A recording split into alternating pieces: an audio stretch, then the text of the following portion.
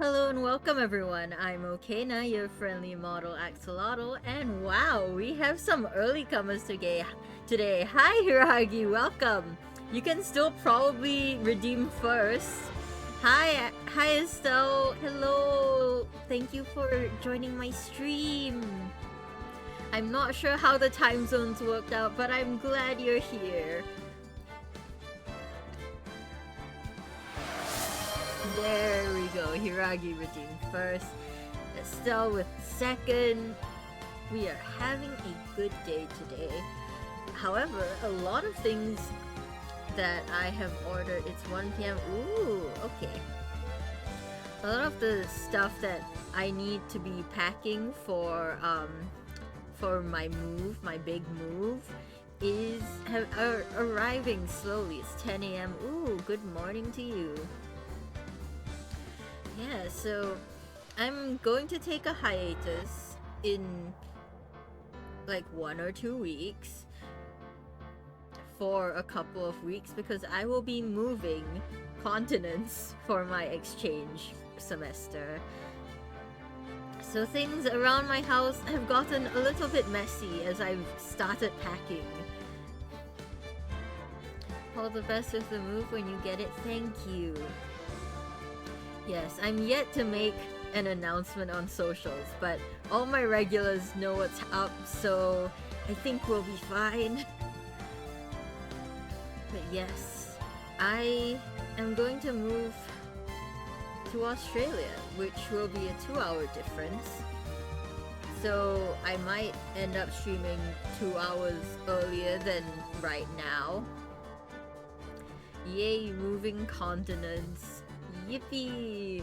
It's gonna be so wild because I'm used to very tropical weather. I live in a tropical climate. It is currently like 29 degrees Celsius here, so it's pretty warm. That's like just under 40 degrees not 40, just under 100 degrees Fahrenheit. Yes. So it's pretty warm here and I'm pretty used to the heat. I don't know how I'll deal with the cold because I will be staying in Australia until winter. You're gonna hear more about that when we get there, but yes. Today we're continuing with Phoenix Wright, Ace Attorney. And as the title of this stream suggests, it's like 31 here. Ah, yes.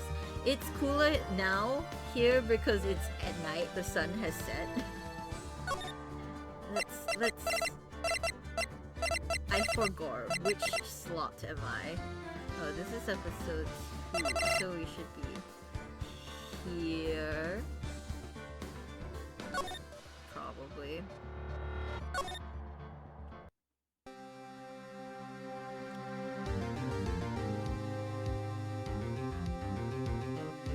When we get to midday, I just hope I don't hit the 40-something. Ah, yes.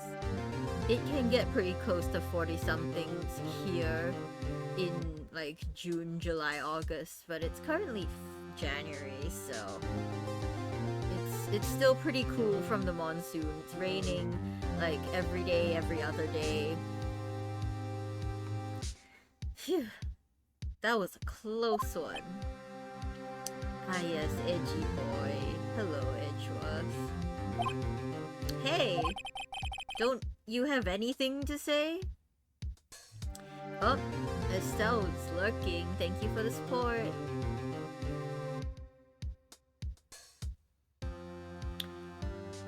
Here's South America, so it's midsummer. Ooh. Danbate. You can do it. No, I've yet to be declared innocent, right? Well, yeah, but what happened out there on the lake anyway? If he didn't commit suicide, then who?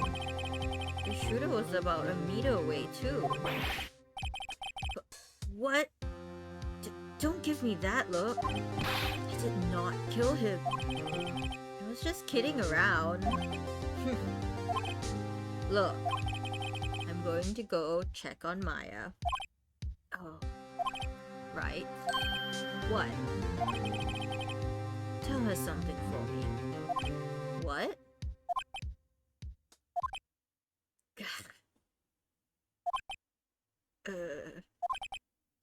Tell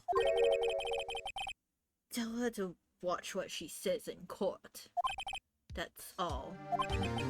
Would it kill you to just state how you really feel with a thanks, Edgeworth? Maya risked it for you. Maya.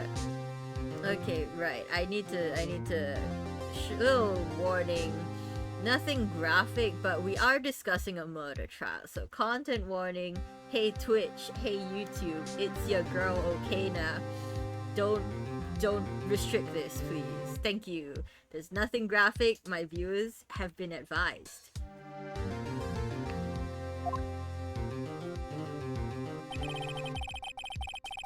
I requisitioned a transcript of Lotta's entire testimony. I thought it might give me some ammunition for the trial tomorrow. Of course, she didn't see the shooter. So the only part of her testimony that stood was the bang she heard. Lotta's deposition added to court record. Is there like a scuba diving assassin? Because I do trust that Edgeworth does not have what it takes to be a murderer.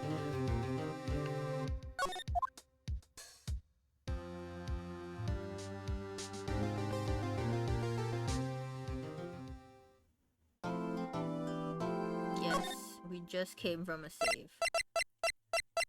Okay, I think we can overwrite the old slots.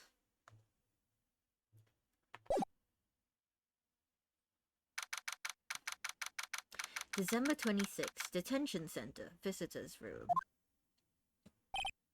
Maya! Hey, Nick, it's you! I'm glad Mr. Edgeworth made it through the day okay? It's a relief. Hey, why'd you do that anyway? I don't know. I just knew I had to do something. I know I'm not the lawyer my sister was. I'm sorry. Well, you did save the trial. Just behave from now on, okay? Okay. Should we discuss stuff? Have you been questioned yet? No, not yet. Detective Gumshoe was here just now. He said, seeing this is your first offense, we'll let you go after questioning. Phew. Oh, and he wanted me to get bail money ready. You can pay for me, okay? Huh? How much? I don't know. I guess they'll send you a bill or something. Why do I picture giant bales of money every time I hear the word bail? Any luck with Maya? None. I can't get through to her at all. I tried, I really did. I don't know what to do now. I think I probably shouldn't have stopped my training. She sounds like she really did do her best. Oh, hey Mare, thanks for checking in. Welcome, welcome, we just started. I should check and see if there are any waterfalls in the local area. I wonder if I'll ever see my sister again. Oh, baby. We have a court record, you say? Heard two sounds like gunshots just after midnight on Christmas night. Okay.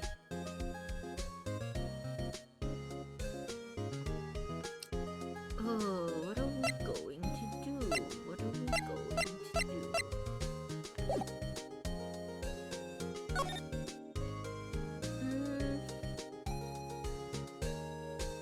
How are we supposed to go? December 26th, Wright and Co. Law Officers. Sure is quiet here with nobody around. Right. We have to get Maya out of that detention cell soon. I don't think there's anything here.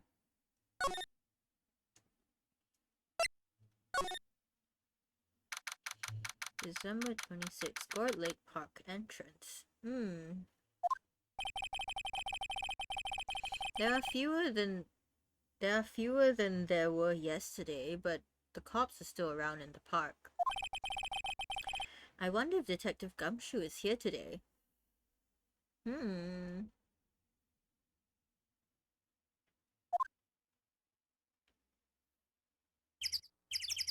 Mari! Hello, thanks for dropping by. Cause kind of busy right now. Happy streaming. Thanks, Mari.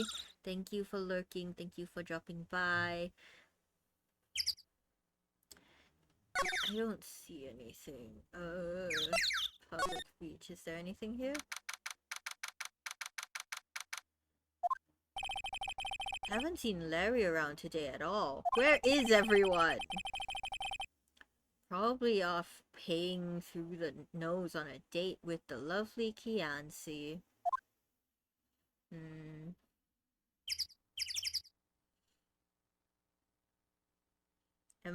Where is everyone? Boat rental?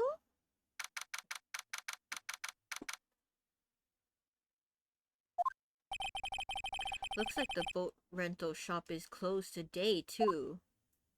Dang it. I thought they would be open.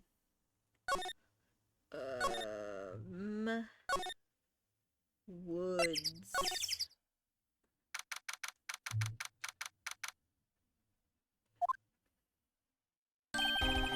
Hey, Detective Gumshoe. Hey, pal. The trial today, Yes? What about the trial? Well, I was gonna say good show, but it wasn't really all that. Though you did save Mr. Edgeworth, I guess.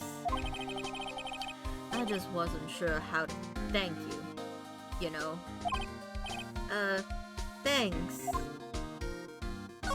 Stopped him. Detective Gumshoe? Any idea what strategy Von Karma is planning for tomorrow? He's gonna fake evidence, we know this. It sounds like he's bringing in another witness. Another witness? Oh right, he said something about that in the trial today. There were 2 witnesses. Great. I was wondering who that other witness was. Who was it? Sorry, pal. As much as I'd like to, I'm not at the liberty to divulge that information. Right. Oh, right. I wanted to ask you something about Edgeworth. What's up? Is he afraid of earthquakes? I never heard anything about that before. Mr. Edgeworth doesn't talk about himself too much, see? But there's one thing that's clear as day. Him hating crime the way he does, and him becoming a prosecutor, and him being scared of earthquakes, it all started with that incident. The DL6 incident? Yep, that's the one. 15 years ago, when he saw his father shot before his very eyes. He still feels the pain now. You can see it in his eyes. Oh man. I wanted to talk to you about Maya Fey. Huh?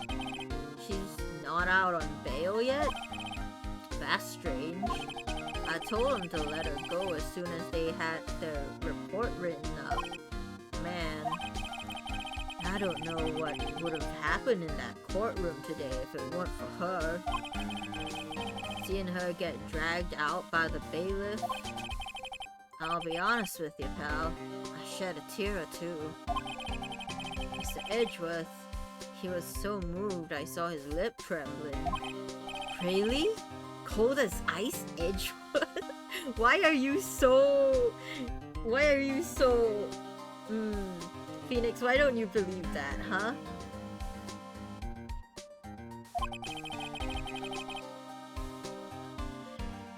He was really grateful for what she did, you know?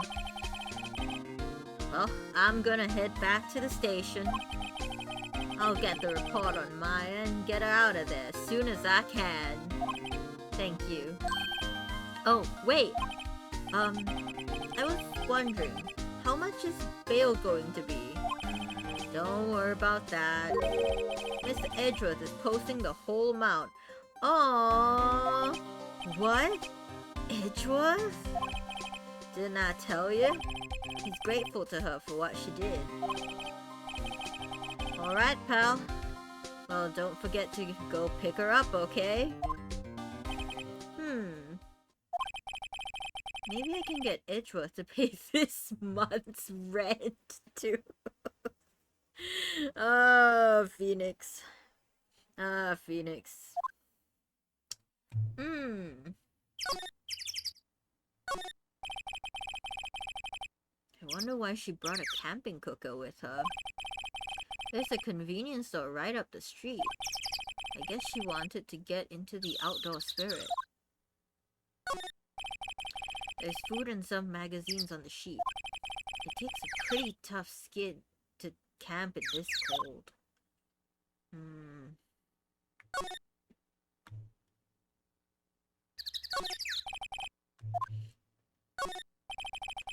Lotta's camera is staring out at the lake as usual. Even a novice like me can tell that camera must cost a pretty penny. I hope she doesn't leave it out here to get stolen. I don't like that foreshadowing.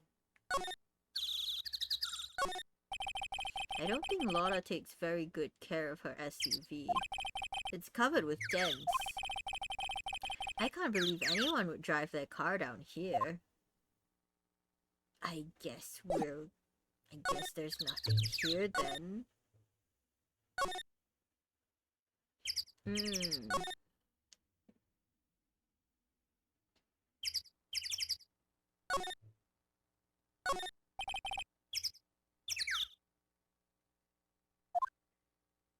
I guess we should pick Maya up.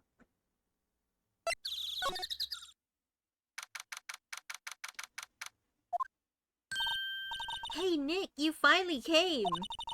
They just finished the paperwork. I'm free to go! Free at last, eh? Those interrogators were really mean. They were like, okay, what did you do this time? Like I was some kind of criminal. Can you believe it? Well, they let you out in the end, didn't they? Oh, that reminds me. Thanks for bail. Thank Edgeworth. Huh? He posted bail for you. Said he was grateful for what you did. Mr.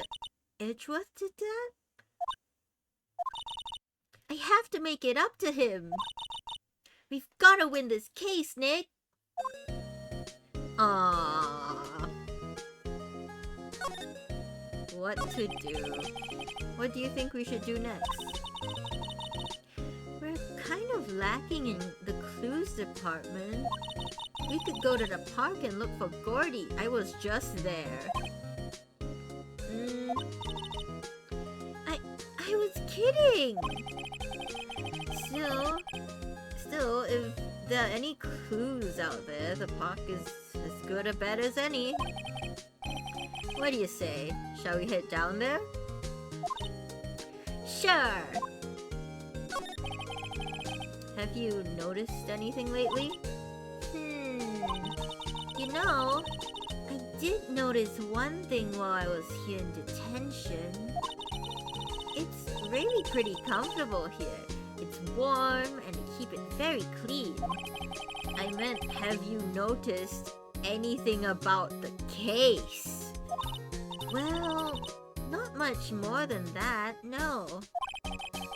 She's probably still upset about Mia. I should leave her alone. Cool. We are going back to Gord Lake.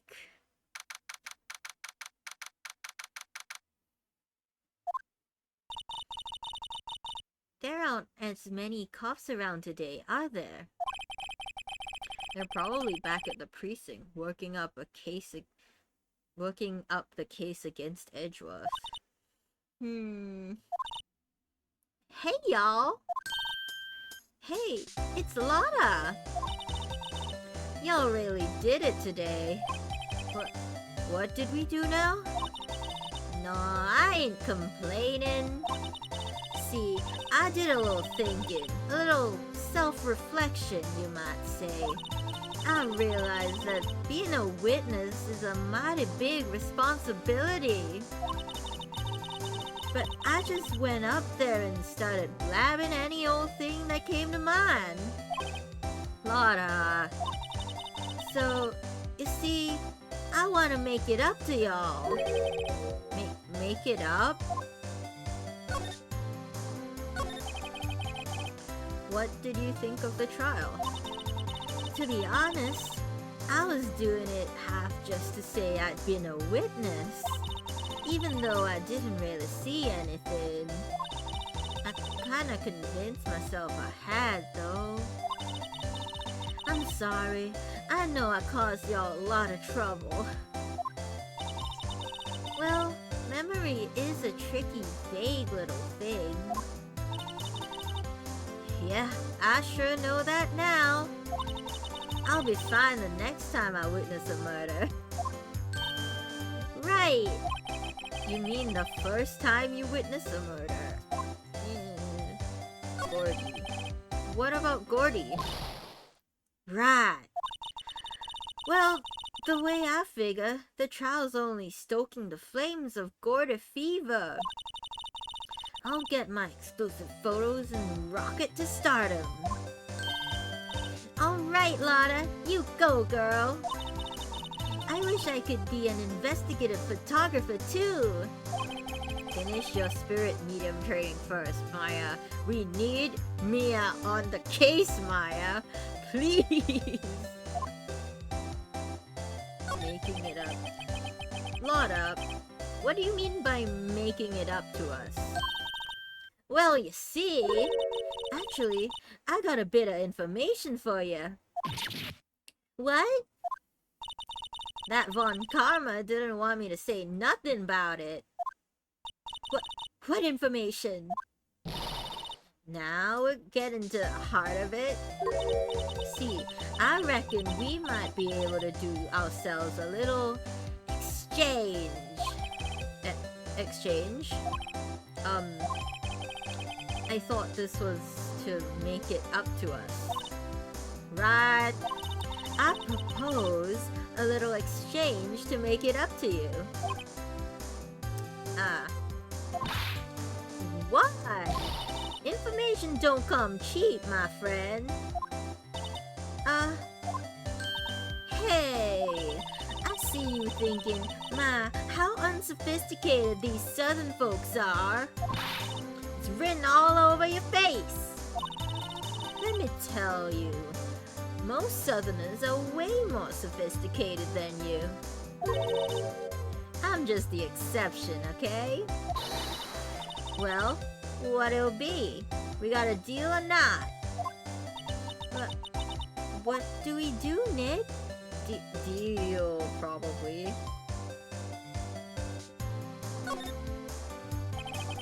We don't have any other leads, so I don't think we have a choice here. Okay, how much? Huh? You completely off your rocker?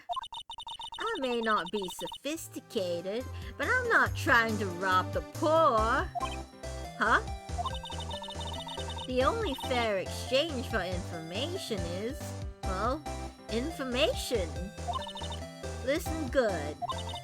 What I need from you is information about Gordy. Whoa. Gordy?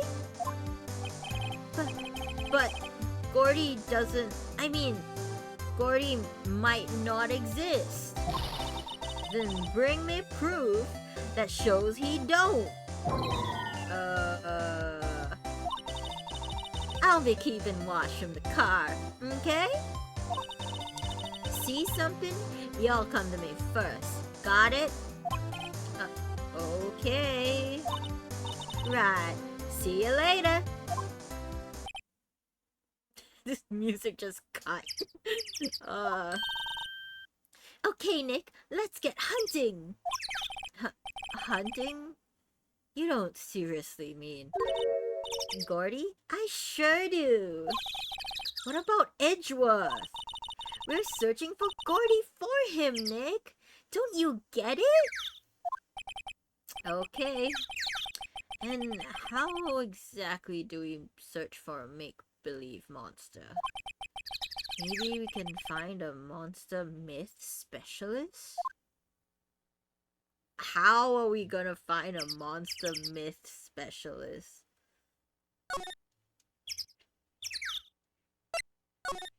By the... Whoa! The Steel Samurai?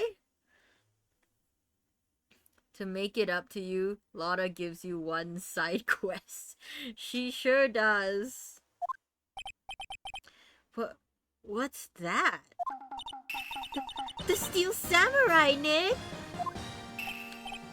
Yo, Maya! Larry, what the heck is that? Oh, it was my girl Kiance's idea. She was all, if you like, put this here, it would be like, so cool.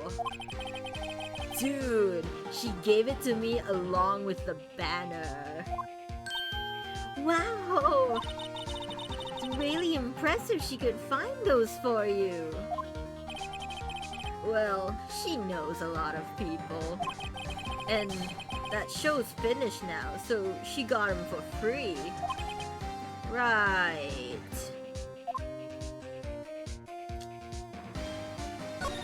Let me see that. Doesn't that Steel Samurai look a little out of place? I mean, it's so huge. I guess it's good advertising. Something about this Steel Samurai just doesn't work for me. Huh? Really? It looks pretty well made to me. Still a novice, aren't you, Nick? Really? True connoisseurs like Cody and me don't fall for this kind of stuff. These Steel Samurai fans are obviously in a league of their own. What is this? What's this machine? That's a compressor. I use it to fill up that balloon there with air. Huh, neat. Just got it repaired yesterday, man. Oh, just got it repaired yesterday. Man, what a drag that was. Why are you sweating? Hey Larry, what's up? What are you doing?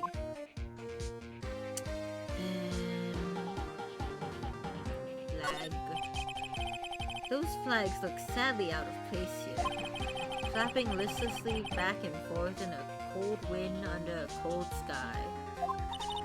Brazil's flag looked kinda sus.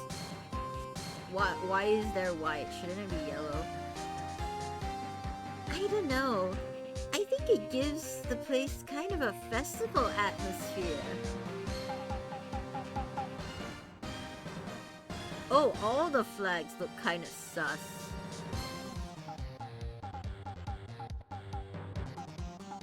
Like, Germany, why is that white? America, I don't know, but I think it might have too many stars. I think, is this because we're not technically in Japan, we're in, like, a fictional land? It reminds me of the War of Eyeglasses. Huh? The War of the what? Huh? What? You mean you don't know the War of the Eyeglasses? What the heck is it? Our local fair used to do it every summer. Huh. I guess we were the only ones. Ask again. What the heck is it?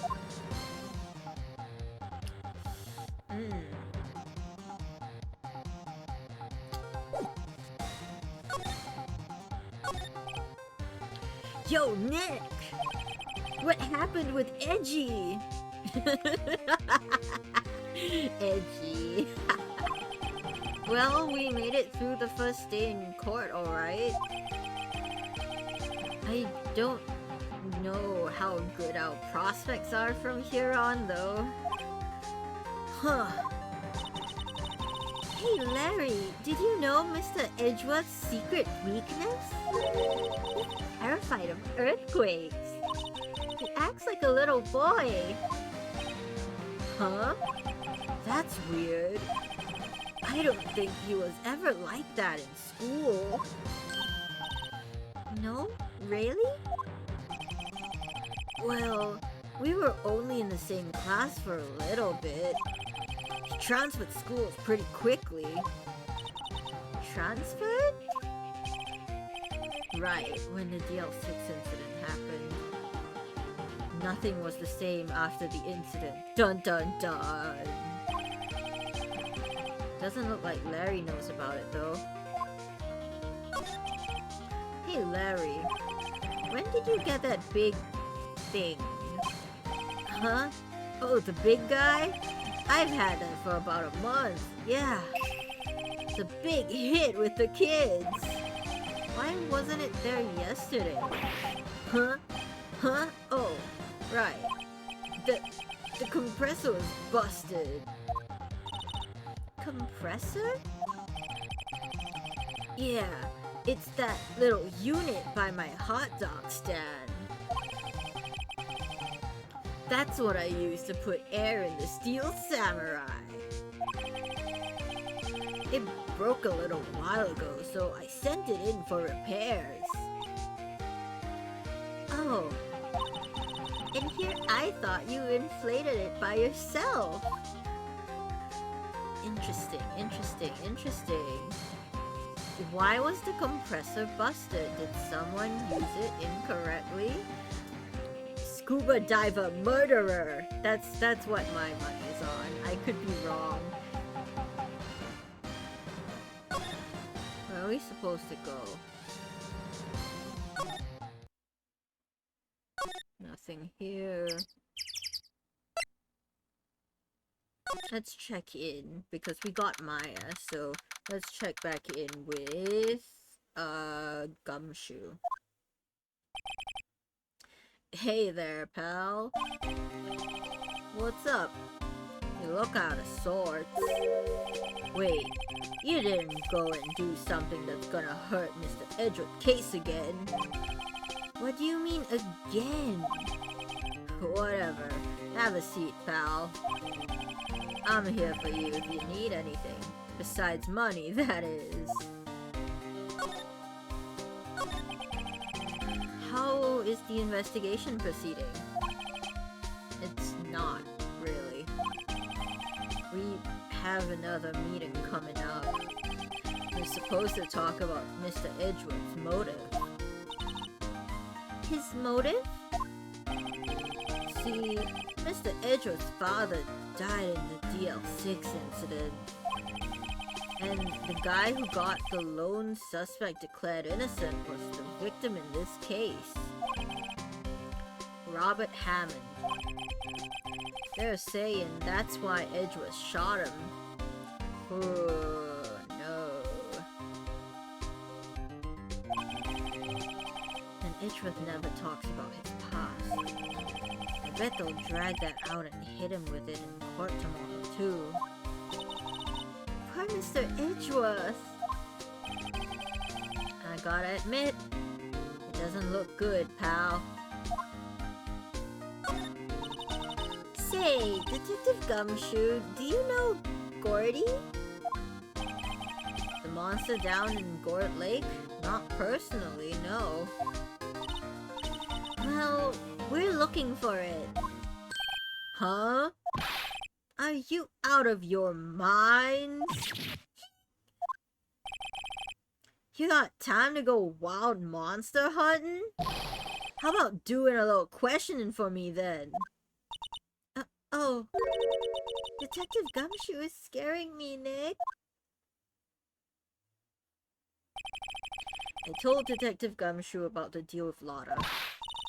Nick, try telling him sooner next time. Sorry.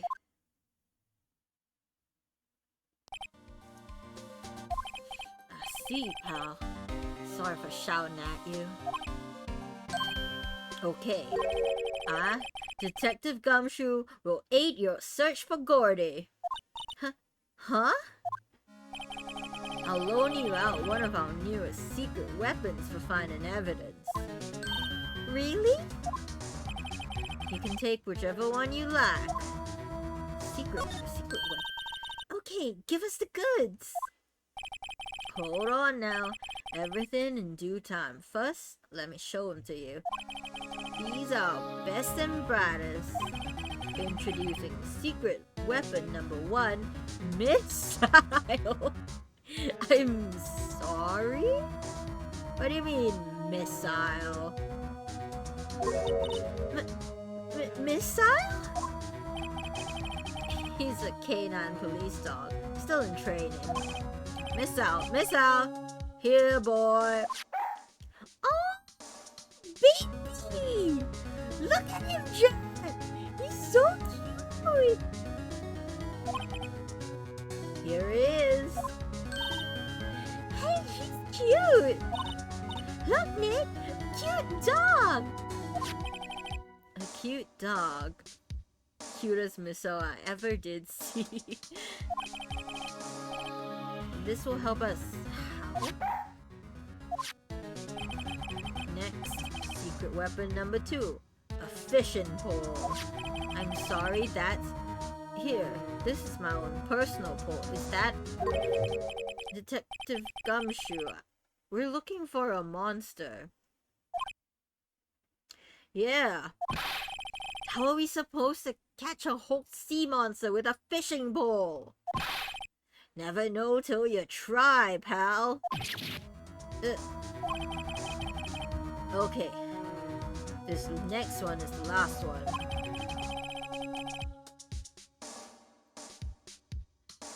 No, please. I'm already overwhelmed by our choices. Secret weapon number 3. A metal detector. Sounds like the good one.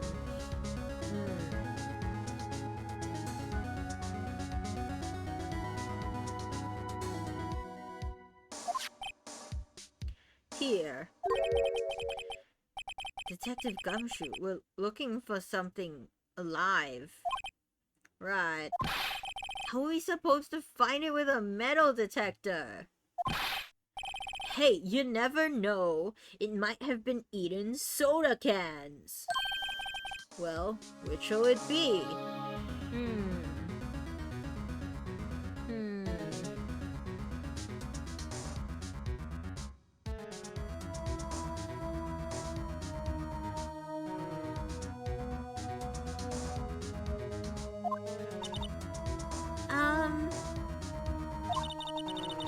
I can't make up my mind, Nick.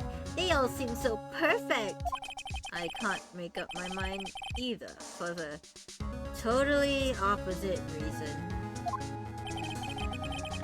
Oh well, I suppose it can't hurt to borrow one of them. What if we borrow Missile? Can we get the doggo chat?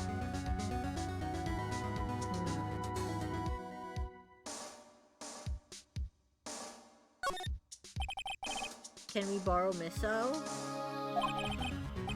Sure thing, pal. Be good to him. He's so cute! Oh boy.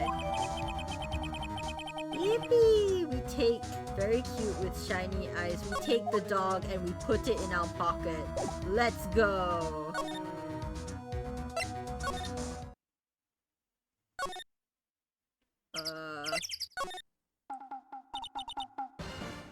Hey, Nick! Missile's been acting strangely. Missile? Oh, right. That little creatures of the detective. Hey, I love little doggies. Good boy, good boy. What's wrong, Missa?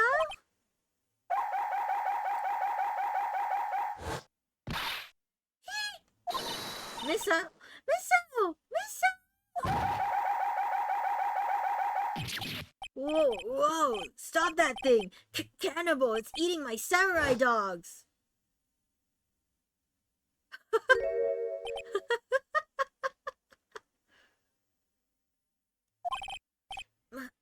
My samurai dogs!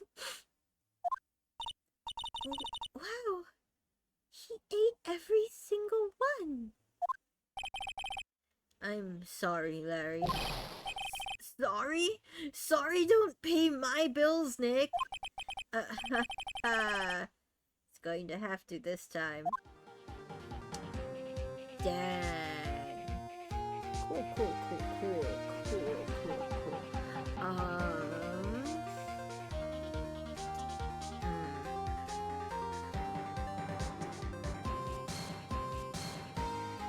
Where should we go?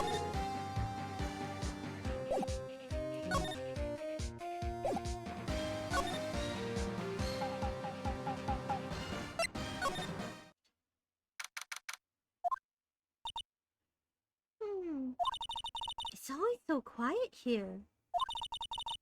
I wonder if the boat shop is closed for good? Well, with the mud on the lake and all. They're probably taking vacation till it blows over. I get it. Nothing here, huh?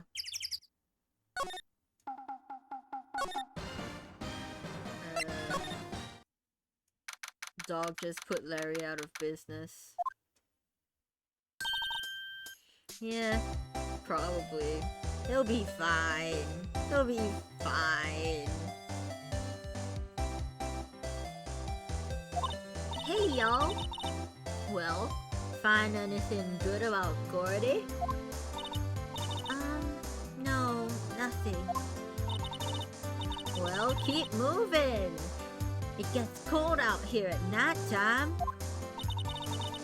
It is a little chilly.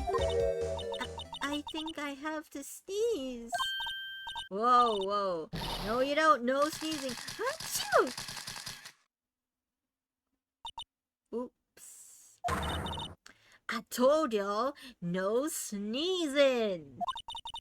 See, I set the camera to respond to things that's a little softer than a bang. It triggered on one of Von Karma's finger snaps now. I've messed up her accent. Whoops.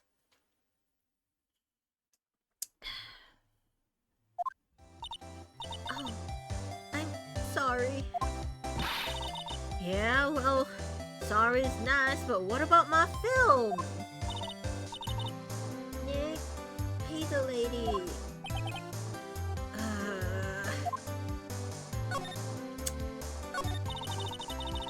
I learned something in today's trial, that's for sure. Testifying is serious business. That's why I decided not to talk about that case anymore. Huh? Whoa, didn't you say you had information about the case? Tell us that at least. Like I said, I'll trade it for the dirt on Gordy.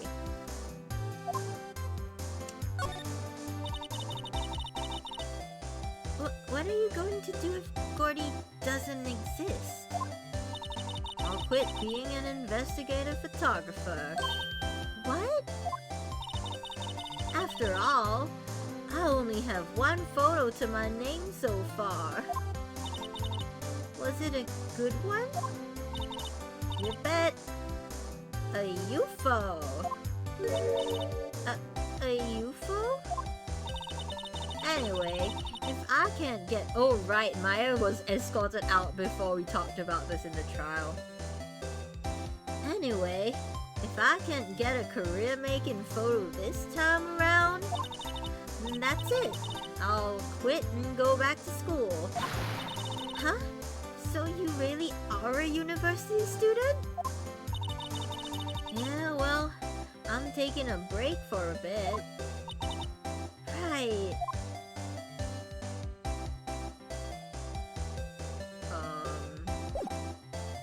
Do we have something? What are we supposed to do? Present the dog.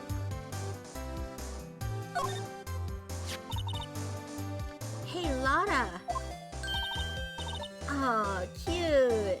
Is he yours? He's a canine police dog. His name is Missile. Huh. Canines are the ones they use to sniff for things, right?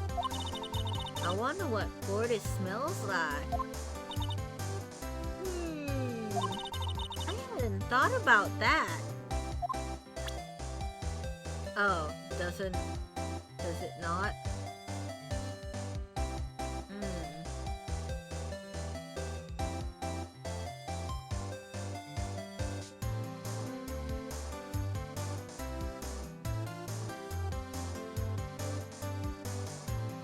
I guess we go back. We go back. We go back and take something else. Detective Gumshoe, can we borrow one of the other things? Yeah, sure, pal. But I have to take back the last one I lent you. Department policy. Well, take your pick. Which will it be? Fishing pole. Can we borrow that flimsy-looking fishing pole? Sure thing, pal. Oh, if it breaks, be sure to dispose of it properly, okay? Right.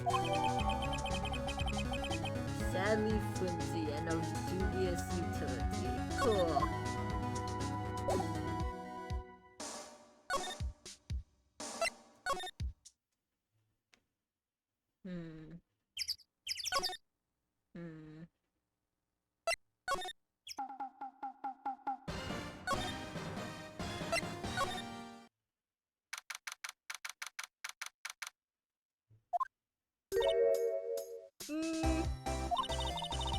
Okay, Nick, this looks like a good spot. A good spot for what? Time to do some fishing. She's serious. What are you going to use for bait? Oh. Yeah. Oh. Figured something like this would happen. Should have brought Missile along with us too. At least then we'd have bait. Nick! How could you? I'm kidding, I'm kidding. Some jokes are better left untold. Oh, she hit me. Okay, watch this, Nick. Just try not to reel in any empty cans or boots, okay? Here we go! My leg!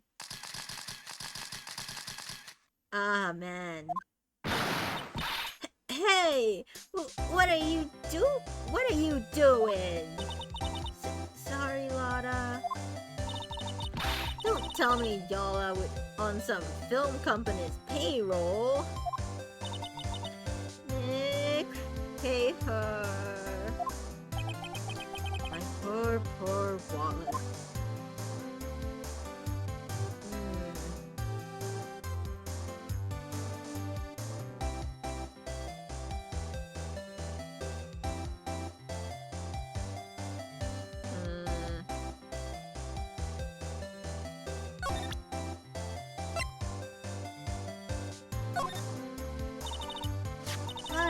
Wait, for catching Gordy? A fishing pole? Are you doggone are you out of your doggone mind?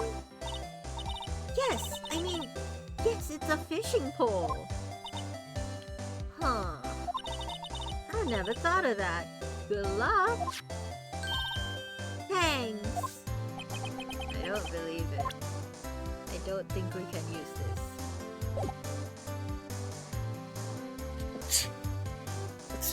Excuse me, chat. I sneeze. It is windy.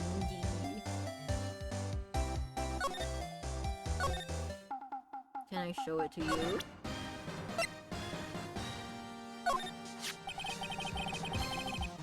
You know, you can't catch many fish in this lake. I'm not after a small fry.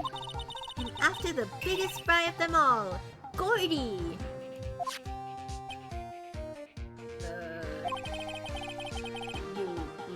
You really going to try to fish out a monster?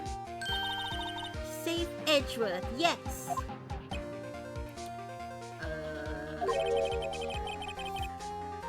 Brings a tear to my eye in more ways than one. Great. Great. Can we not even try? Can we not even try? Wow, Gort Lake is really big! Yeah. Say, Nick, why is it called Gort Lake? Oh, yeah. Okay, we've been through this, we've been through this, we've been through this.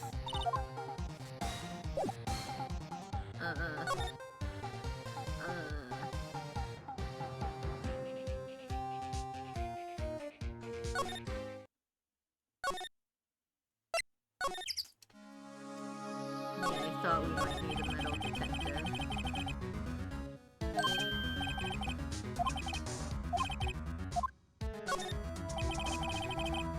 Can we borrow that metal detector? Sure thing, pal. I'm not sure what we're gonna find with this. Remember, you're hunting a monster. Anything is possible. Anything.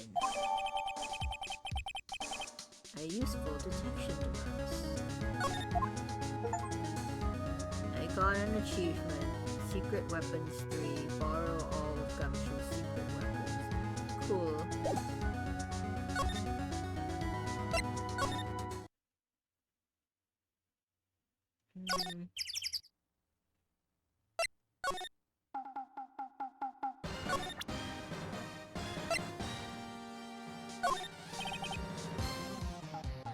Sorry, Nick. I don't know much about that. I'm a mere seller of hot dogs. Great, you're so useful.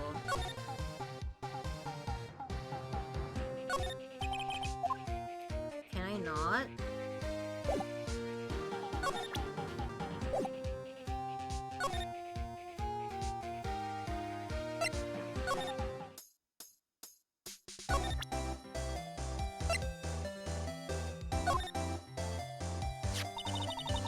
Hey Lotta, look at this! It's a metal detector! I know what it is. I'm not sure that's gonna pick up Cordy though. Unless he's been eating people's watches or spare change or something. Oh, I hadn't thought about that. Can I not use it? Can I not? Can I not? Great, thanks.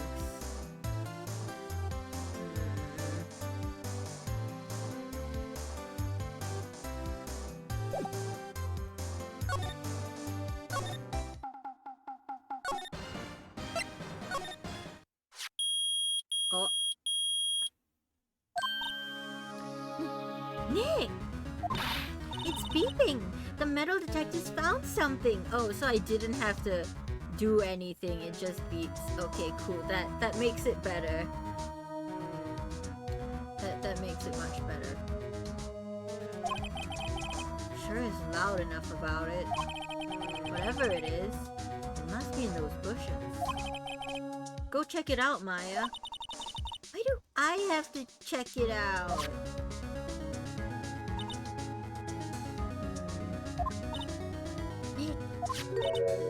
Look! An air tank? Huh. The valve looks broken. I thought it was Gordy. Maya, first of all, why would Gordy be in the bushes? And second of all, why would a metal detector react to a sea monster? We're gentle parenting her, chat. Oh. Oh.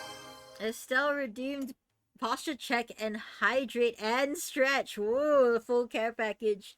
Thank you, thank you. Posture check. Yes, I am not shrimping. I am not shrimping. I am sitting up. My chair is good for that. Well, that was slightly delayed. I don't know why they came so delayed, but yes.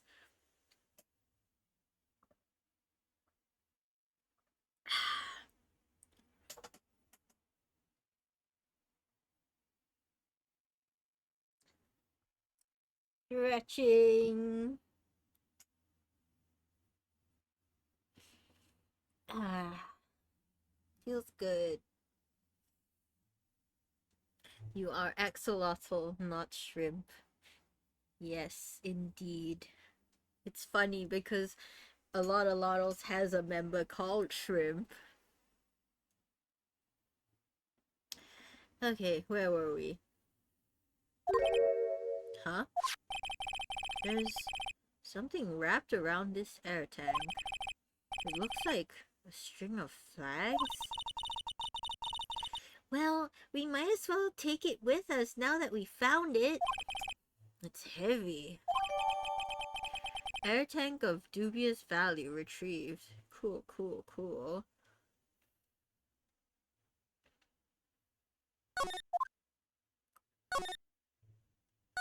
Hey Larry, can you tell us something about this?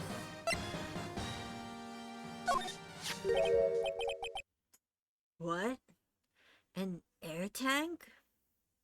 Need to be more active with the Lotto group. Maybe something I can work on this year? Yeah! The Lottos are chill, don't worry. What about it? Larry, I wanted to ask you about this tank. Is it yours?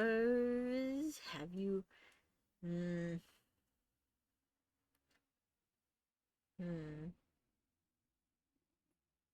Is it yours? Say, is this air tank yours? Why would I have something like that?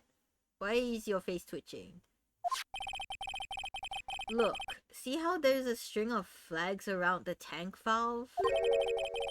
It's just like the string of flags around your steel samurai there. Must be a coincidence. Larry, did you kill someone? Larry, be honest with me. Did you kill someone? Be straight, dead ass. Dead ass, Larry. Fess up. There's strings of flags everywhere these days.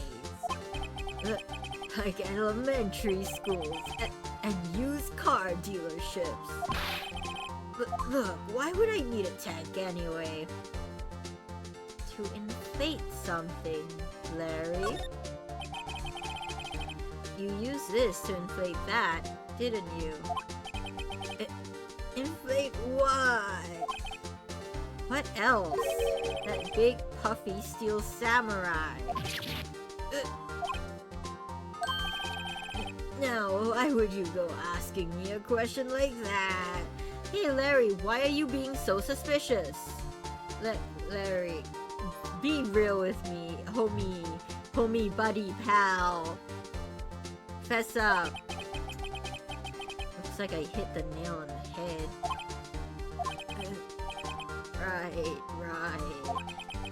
Actually, if something smells, it's usually the butts, as they say. You're so right, Estelle. See, the compressor I always use is on the fritz. So I tried using the tank to inflate it. Just once. And, it didn't go so well. As I suspected.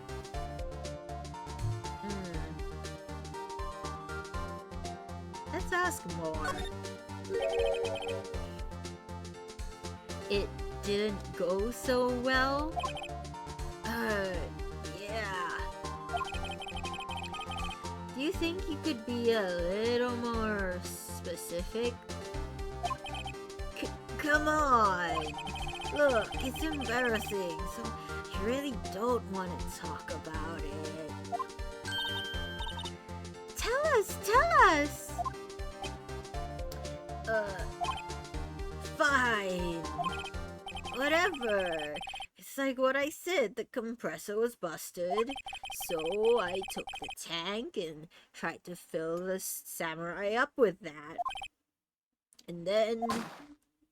Oh...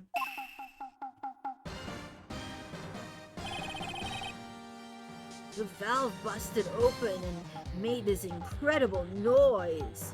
Oh, like a bang, you say? And that tank there took off like a rocket. I don't even know what's going on here. And it took my poor deflated steel samurai with it. What? Off into Gort Lake? It sure scared me out of my gourd, that's for sure. Ah. Could that be one of the bangs that Lotta heard?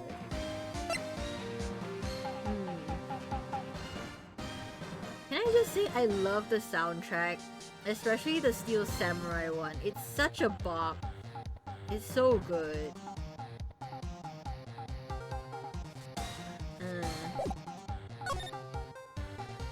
Air tag.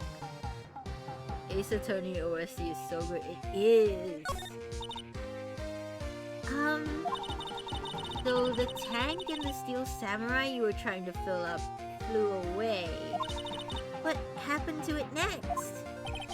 Well, all that happened on the 20th or so. The 20th? A week ago.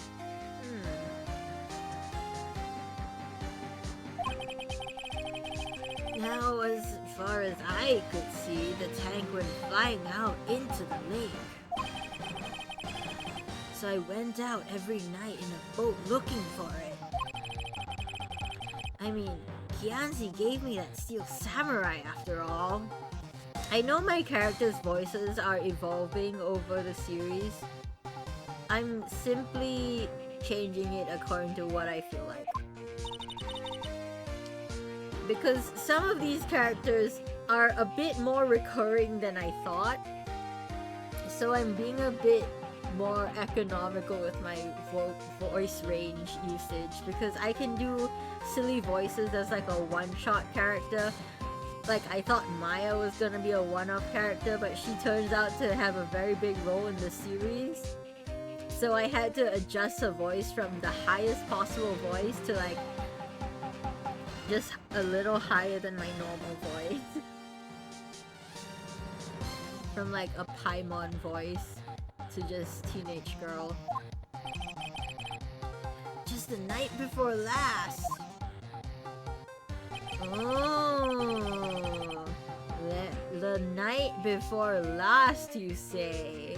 That's the night of the murder! Flew way out there. Took me 4 whole days to find it. Yeah, so you were there Christmas night.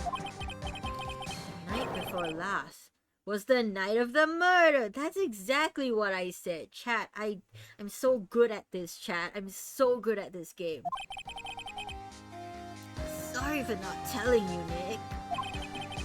Actually, I was there on the night of the murder. But you see, I went home before midnight. So, you didn't know about what happened? No. That's too bad. not all bad. We've solved one mystery at least. A mystery? Maybe we should go tell her. We should go tell Lara.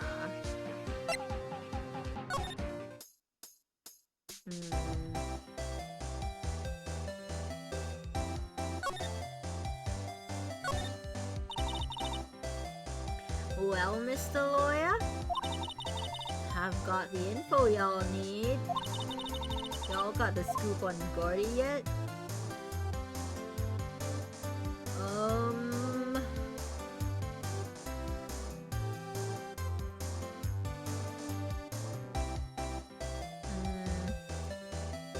Gordy doesn't exist. Lara, there's no such thing as Gordy. What? What? How can y'all be so sure? Really, Nick? Y'all got some proof Gordy don't exist? The proof that Gordy doesn't exist is here. Of course I have proof. No lawyer worth his badge should make a claim without the proof to back it up. The proof that Gordy doesn't exist is this. Because the newspaper article, right?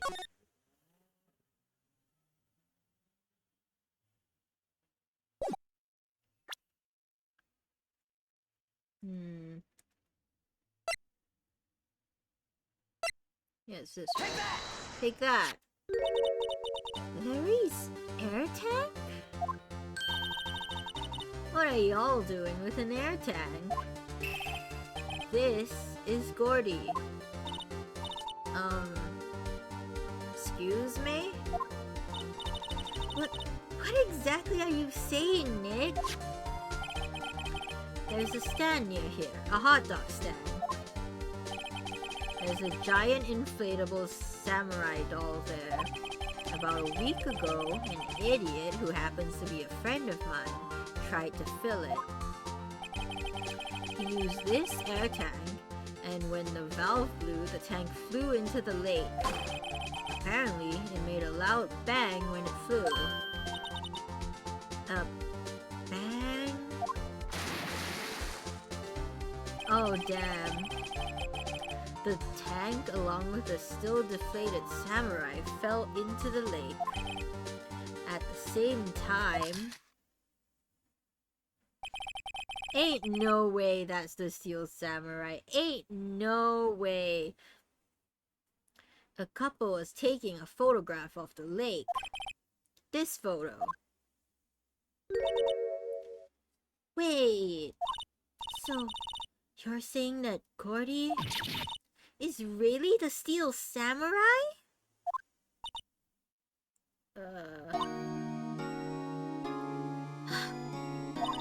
Well, that's a fine way to ruin a girl's dreams. I'm sorry, Lara. Nah, it's okay. You win. I'll give you your info like I promised. But Lara... So, tell us this information you have. Promise is a promise, I guess. I overheard the cops around here saying something about the witness tomorrow. They said he's the caretaker of the boat rental place up the path here. Boat rental? There's someone there? I mean, it looks so deserted. Just an old guy, living all by himself. Y'all should go check it out. Thanks, Lara. We will. Let's get cracking, Nick. Hold on. Something else? Yeah. The night of the murder. My camera clicked twice, you know?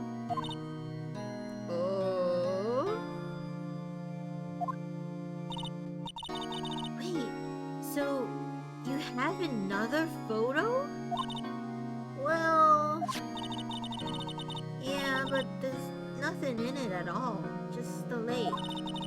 I figured it wouldn't be much use as evidence, so I kept it to myself. Well, it might not be helpful at all, but here, take it. Second lake photo. Bye now. Y'all take care. Time for me to pack up and leave.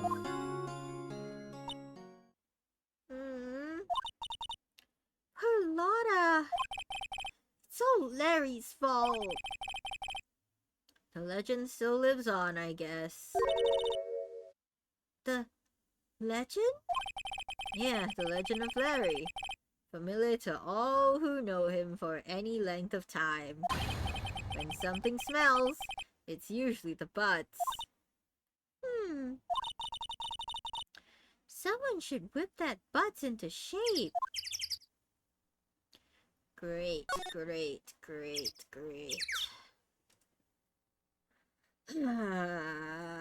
Court record. Let me see this photo.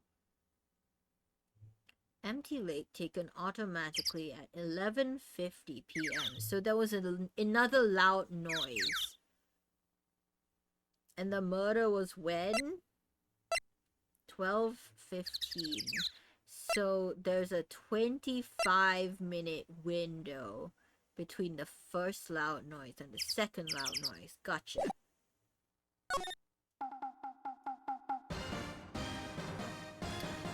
Can I talk to him? No.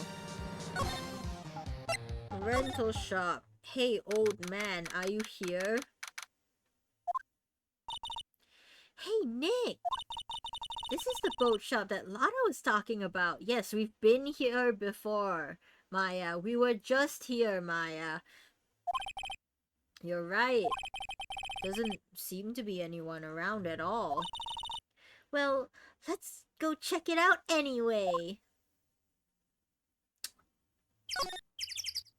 Hello? A small boat rental shop. Doesn't look like anyone's around.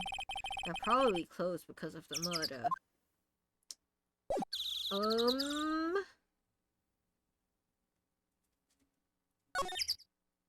Caretaker shack. There's a separate shack? Ooh.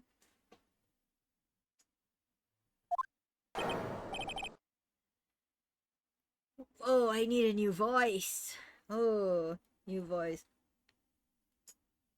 Meg, that you? Hey, is that Keith with you? Where have you two been? I've been worried sick.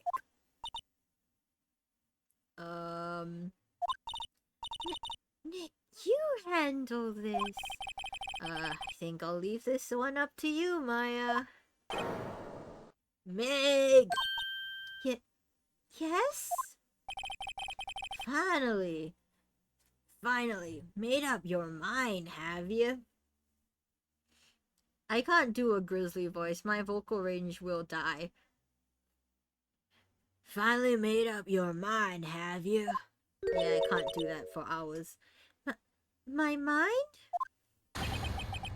You'll run the pasta shop when I'm gone? I messed up his accent. What's his accent? Pasta? Glad to hear it. You make your old man so proud. When you kids left the house, I didn't know what to think.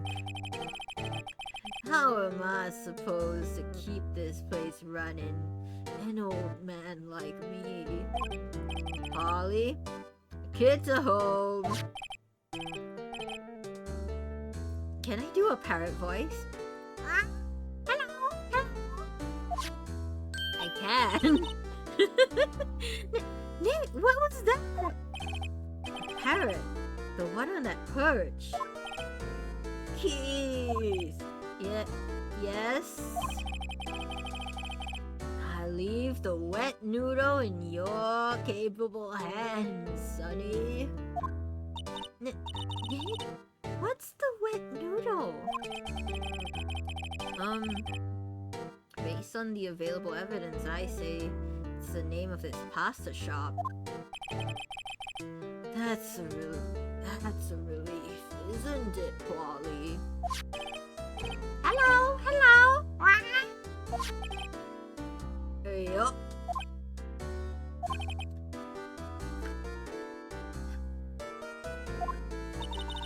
He fell asleep.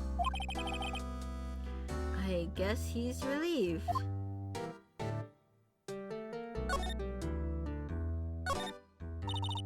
Look, Nick, he has an electric blanket on his table. Looks warm. That's a great idea. We should do that at the office. We can sit down with our clients snug and warm and drink hot cocoa.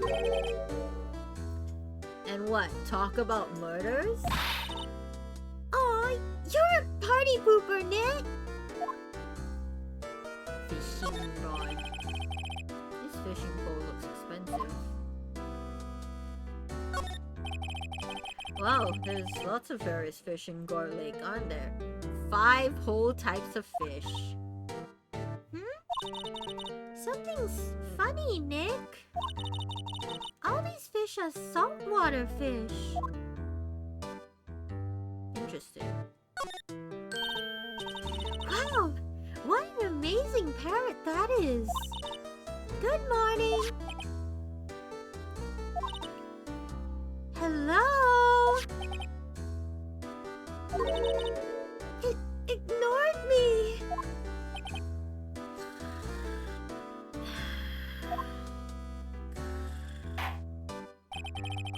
What? You forgot, Meg? You gotta call her name first. Her name? Polly, how you been? Hello. Was that too loud, chat? Is that too loud? I'm sorry. See? Neat. So the parrot's name is Polly. Parrot added to the court record. Too bad all she can say is hello. Oh, Polly can say lots of things. You just need to know the secret words. The secret words?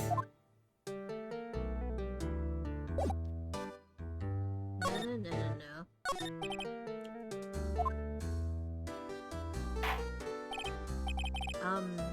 A pasta shop? Yup. To think the wet noodle will live on when I'm gone. My father started it, you know.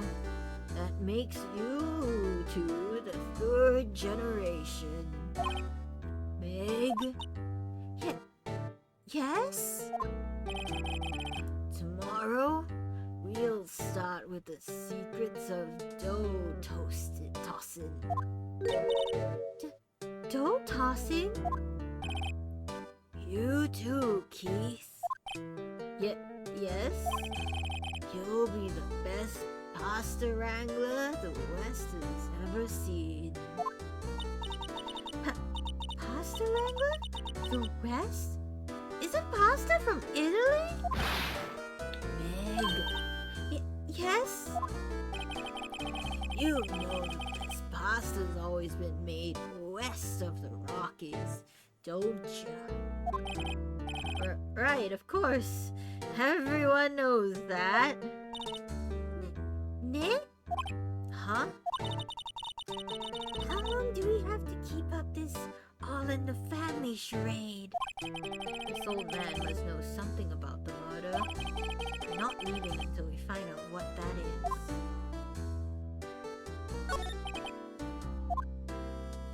Wake up, old man. This is a boat rental shop, right? What are you talking about? This is the Palace of Pasta. The wet noodle. So, now that you've mentioned it, We haven't got many orders of spaghetti lately. I can't do his voice chat. I don't know if I can do an old man voice. All the kids come up and say, "Yo, dude, we want to ride in one of your boats." That's why I keep them out there. Youngsters these days, darned if I'd understand them. I'm pretty confused myself. Nick, this isn't going anywhere. But this old man is the witness tomorrow, right?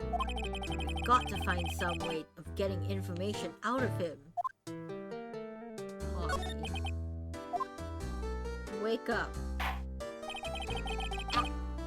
My memory's gotten worse of late. That's why I just tell everything important to old Polly here. Everything important? I wonder. Polly, what's the number to the safe? 1228. Oh, right. Hey, Polly, watch it, will ya? See, Nick? All it takes is a little clever thinking. Wow, that's a wildly horrible way to store information. That's so... It's like telling your pet parrot the safe combination. And the criminal mind. Quick, Nick, write that number down. Hey, don't get me involved in your little heist crimes, heist schemes. Nope.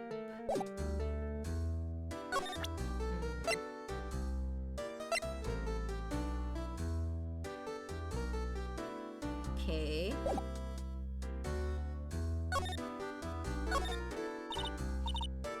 Polly, what's your name? Ari. Huh? Cute. I just found a new friend.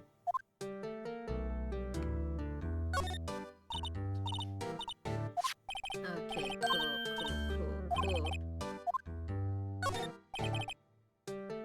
Looks like a kitchen unit. It's pretty clean. Funny, he doesn't look like the type who'd keep things tidy like that. You're forgetting, Nick. He's running a pasta shop here. I don't think you can put a bird right next to your stove and call it clean. I think that's a health and safety violation.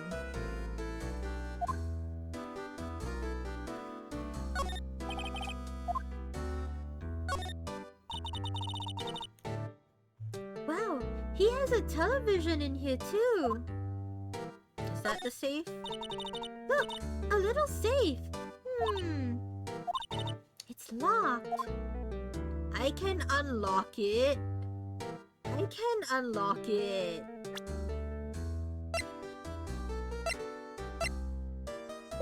Let me unlock it.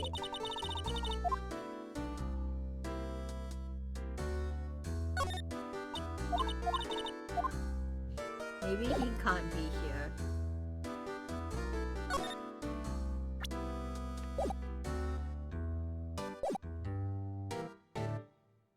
Huh. I think that's it.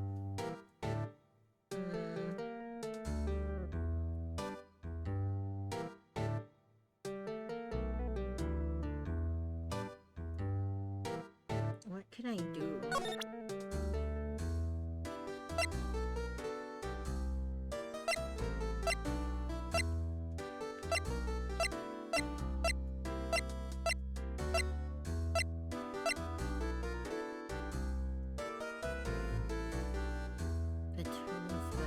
Maybe I should present this to him.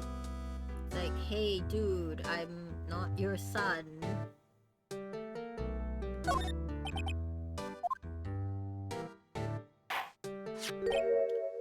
Huh? That's a employer's badge? Yes, it is. I don't believe it. This old guy is the first person to recognize my badge. I get it. Huh? Yup. I got you figured out now. You're not Keith. Nick! Now's our chance to clear things up.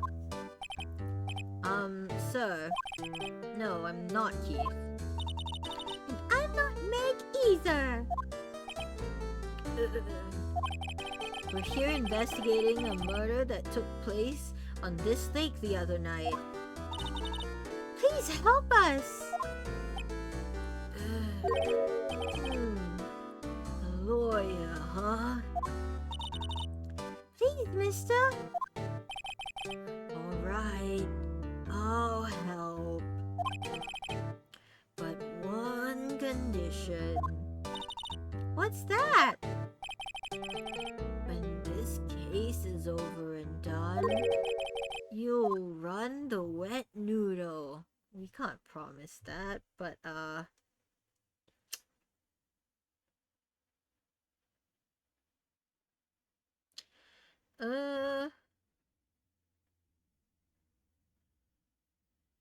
sure.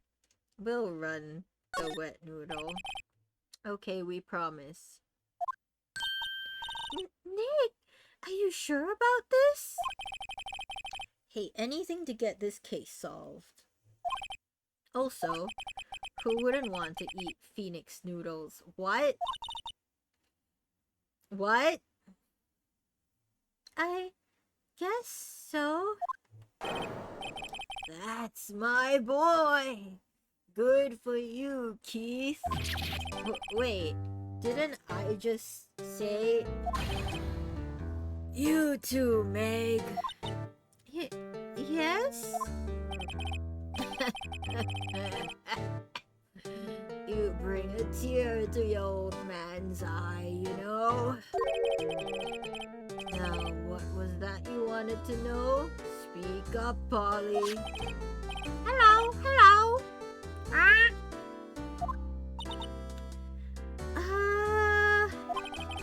Now he's talking to the bird again. How do we get him to talk to us? Picture.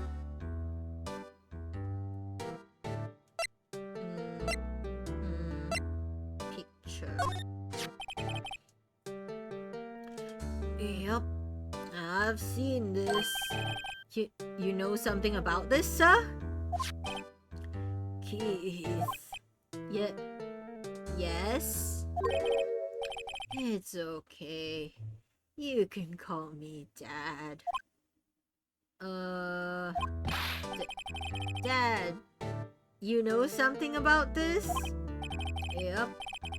The other night, out on the lake. Yes? Yes? I know all about that. I've seen it. What? Tell us what you saw. Well, I suppose, since you're taking over the shop and all. What?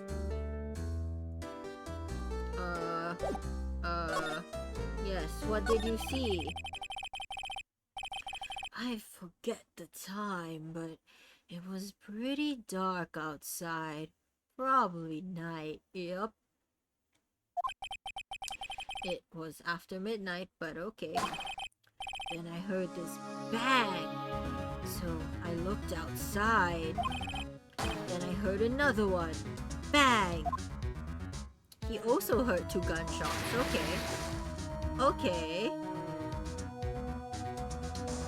We're getting somewhere, Chad. A little while later, this boat comes back. A young man walked by my window here. He was muttering something to himself. Yup. What did he say? Yup. I forgot. I'll remember tomorrow by court time. Promise. We need to know earlier than that. You know what, eh? Little Terry was just here. Terry? Yep, that kid next door. He always used to make him cry, remember? He was wearing this tattered old coat. Got himself whiskers growing out of his face. He must be talking about Detective Gumshoe. Comes up and tells me to come down to court tomorrow. Really?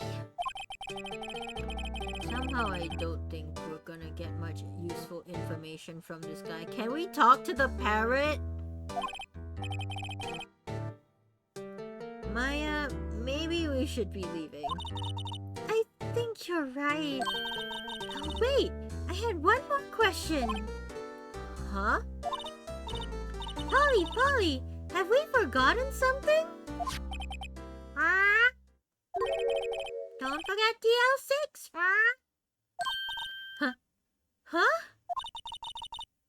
What did she just say, Nick? One more time, Polly. Don't forget DL6.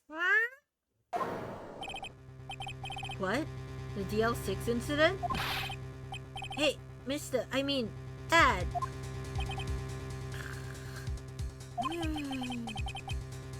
This is getting weird. Who is this old guy? Why would that bird Polly know about DL6? Have to figure out who that old man is. Oh, What? he locked the door from the other side. Who could that old man be?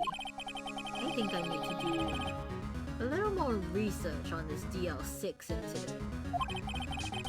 Maybe I should ask Detective Gumshoe.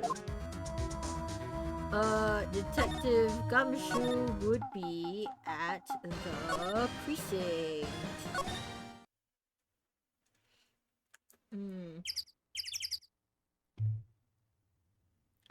Parrot knows something. Yes, I'm sure the parrot knows something.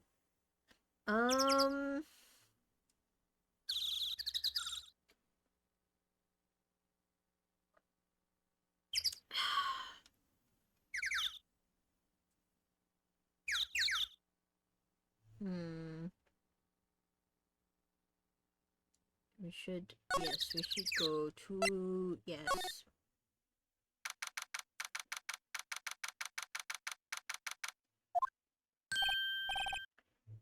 Hey pal, long time no see.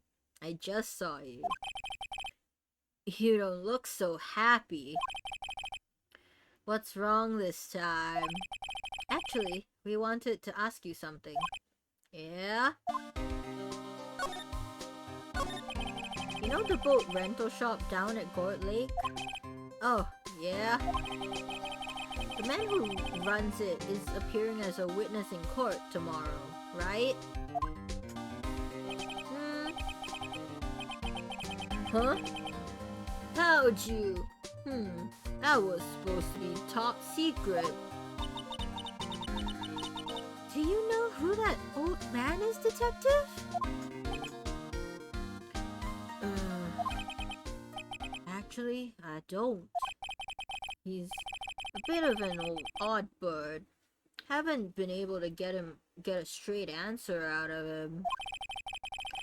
I decided first that he wasn't persuasive enough to stand and testify as a witness. That's why we called Miss Lotta Hart yesterday. As for who he is, we have absolutely no idea. Sounds suspicious.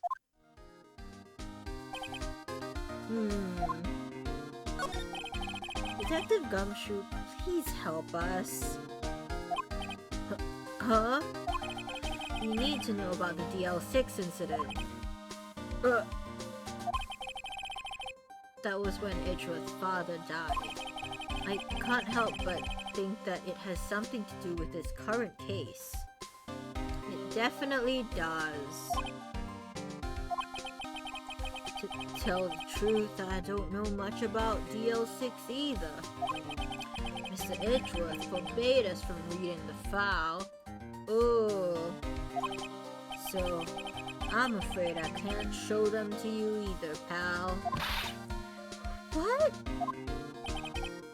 However, if you can convince me somehow that the DL6 incident is related to this case, well, I guess I'd consider opening the file up.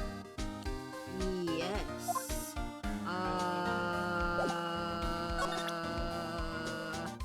Do we just have Polly in the inventory?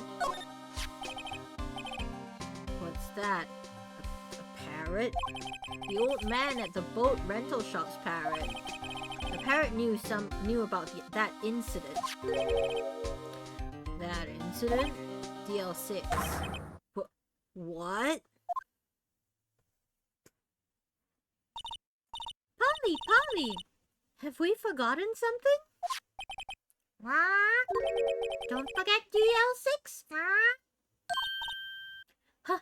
Huh? I'm pretty sure that old man must have taught her that word. Yeah, but how would that old man know about the DL6 incident? Wait, what if that old man was connected to DL6? Nick, you think he might be? I getcha. Sounds like you need information on the DL6 incident. Though there is the station's records room. I'll give you special permission to go in and find what you need. All right, way to go, Detective Gumshoe. Okay, Nick, to the records room. I guess it's time we faced Edgeworth's past. Yo, time to invade privacy? In-game?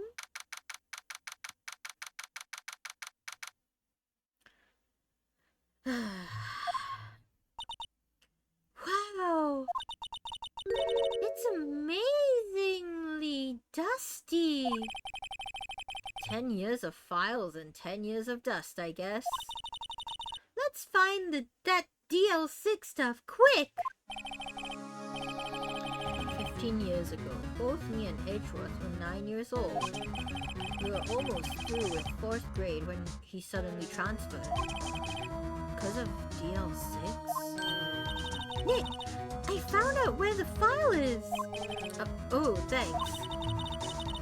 Just let me know what you want to know about the DL6 incident. I'll go get the right file. A summary. Well, first I have to get the handle on the main facts, like a summary. Right. Summary. Found it. Here you go. December 28, 2001. That's exactly 15 years ago from the day after tomorrow. So in 2 days, the case is closed. 2001. So this is set in 2016. Dang.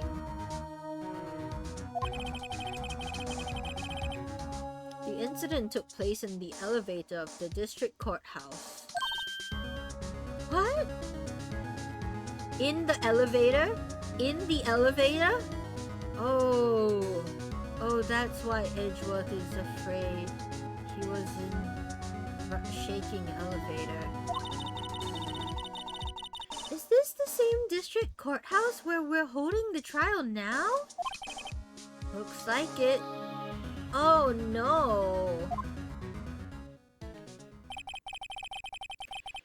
There was a large earthquake at 2 p.m. on that day. Oh. Oh, we're getting into Edgeworth's trauma. Part of the court building collapsed and all the lights went out.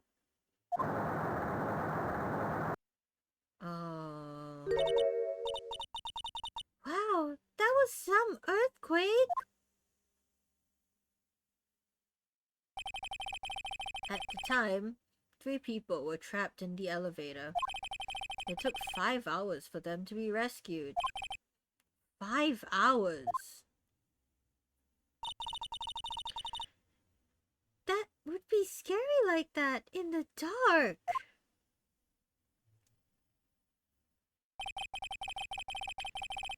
There was a lack of oxygen in the elevator and the survivors were unconscious. The survivors? One of the 3 in the elevator had been shot in the heart. Oh. That was Mr. Edgeworth's father, wasn't it? He said that his father was shot before his very eyes. So Miles Edgeworth was one of the other passengers in that elevator. Do you have the data on the victim, Edgeworth's father? Yeah, hold on. Victim. Here, found it. Gregory Edgeworth, 35, defense attorney. If he was still alive, he'd be 50. He had lost that day's case in court and got in the elevator with his son Miles. Miles. Miles Edgeworth, of course. So he was in the elevator with his father. Yep. From the angle of the bullet and the other evidence, it could not have been a suicide. The murder weapon, a pistol, was found in the elevator. The pistol had been fired 2 times. Interesting.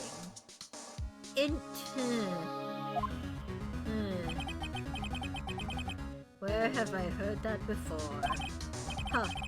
Sounds just like this current case, chat. Sounds real familiar, doesn't it? What's going on here? Got any data on the suspect in there? That would be the guy that my mom got arrested. Hold on. Hold on. This is it. The man arrested as suspect in DL6 was Yanni Yogi. Yanni Yogi? He was a clerk in the court, apparently. A clerk. Okay.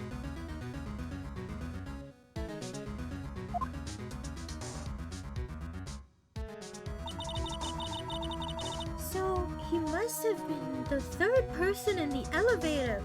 Oh, hi, Spy. Welcome.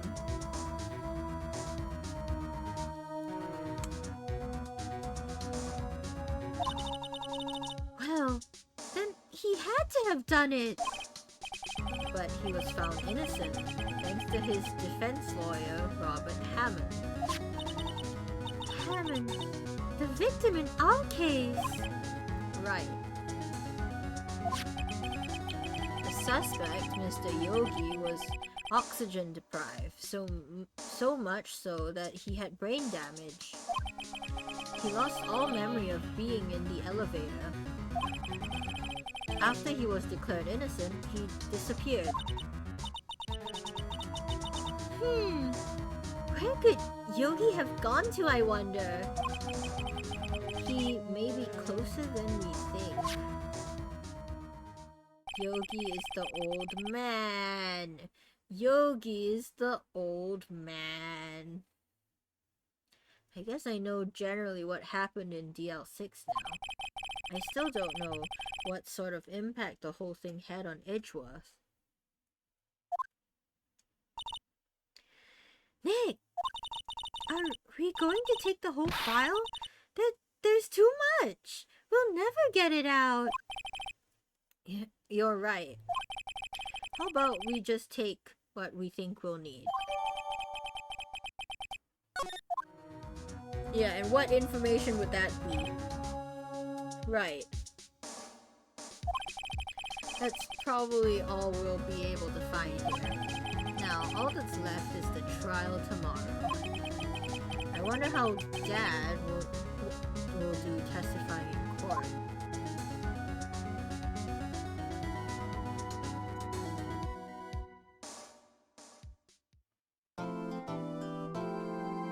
Yippee.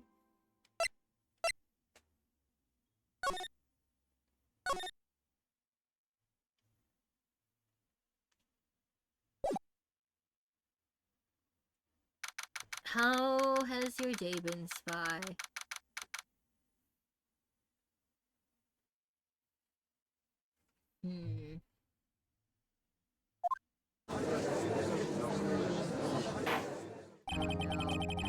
Court is now in session for the trial of Mr. Miles Edgeworth.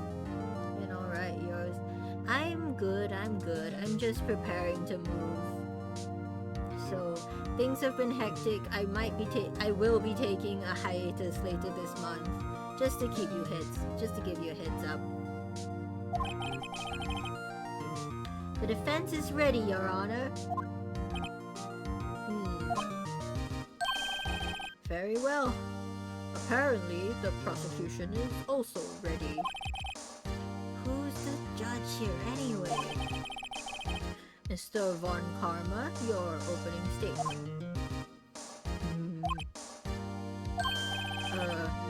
Very well, no opening statements, so... Why is his voice throws me off every time? Why is... Objection! I can't speak that low. Not so fast, Judge. I was taking a meaningful pause before speaking. Right. Of course. A prediction.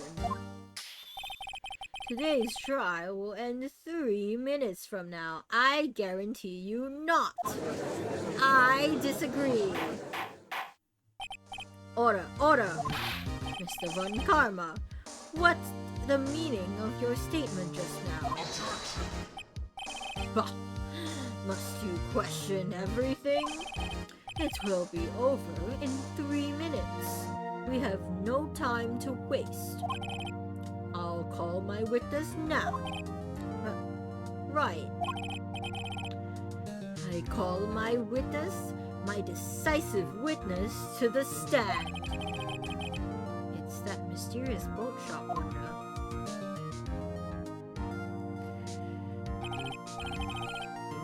Witness, state your profession. Profession, come on. Must you question everything in this court of law, where everything is questioned? You got a point there, Estelle. I am the proprietor of the restaurant The Wet Noodle at Gourd Lake.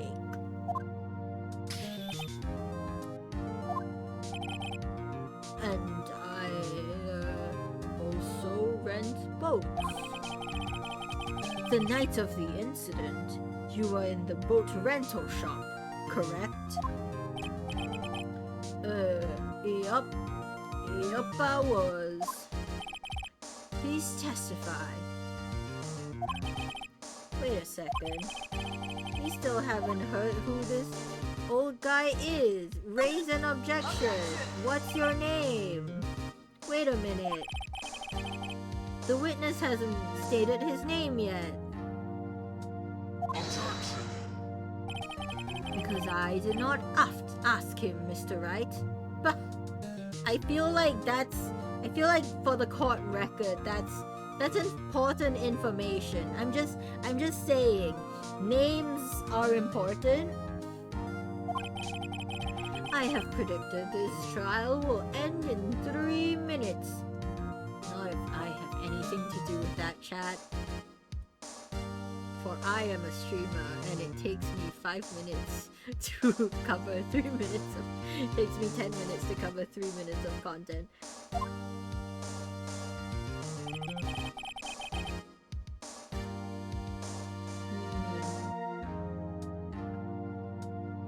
Stop asking trivial questions and cooperate. On this line for 3 minutes and he's wrong. True. Yeah, right. The witness will state his name.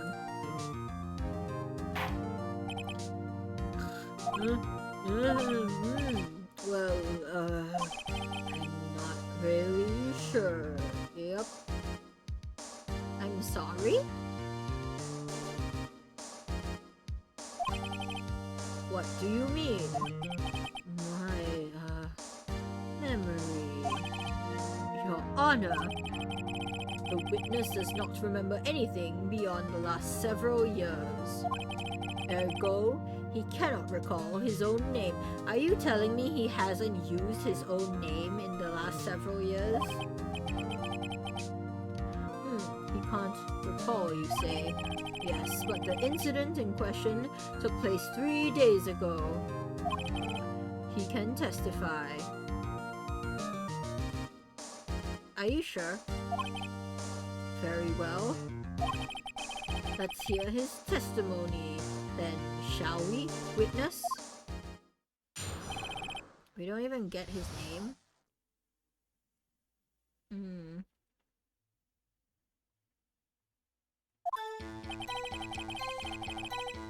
It was the night of the 24th, just after midnight, yep. I was in the restaurant where I rent boats as usual. Then I heard a bang, yep. When I looked out the window, I saw a boat just floating on the lake. The name is obvious, yeah, but I want him to say it. Then I heard another bang. Just about then, the boat comes back to shore, and a man walks by my window. Very well. I like to begin the cross-examination. Objection! What do you mean, objection? Shut up! There is nothing to question in my witness's testimony. Ergo, no need for cross-examination. Besides, there are only 10 seconds left before our 3 minutes are up. I'm very sure it's been more than 3 minutes, considering how much I yap. Judge your verdict now. Yes. Mr. Wright? Cross-examine. Shut up. What are you saying? Of course I'll cross-examine the witness. Very well, you may begin. Excuse me? Mr. Von Karma? 3 minutes just passed. I see. Well then, let's just take our time. You may cross-examine the witness.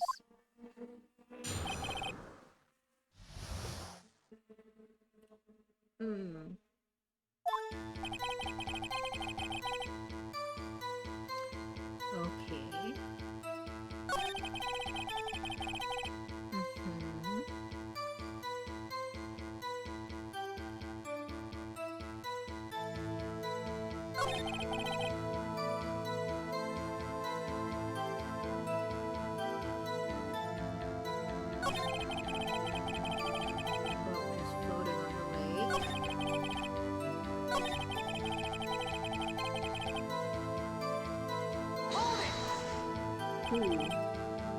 By your window? Yup, by my window, right outside the window of my little shack. And could you see the man's face? Well, the fog was pretty darn thick, but he was right there in front of me. I saw him. This is a rather important detail. Please add it to your testimony.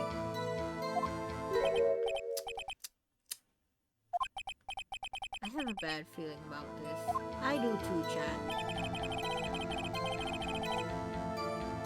That man was the defendant. He was saying, I can't believe he's dead. Ooh.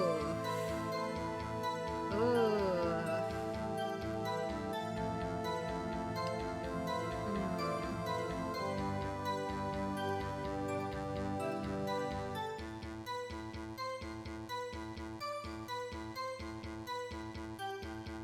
Can I press you on this?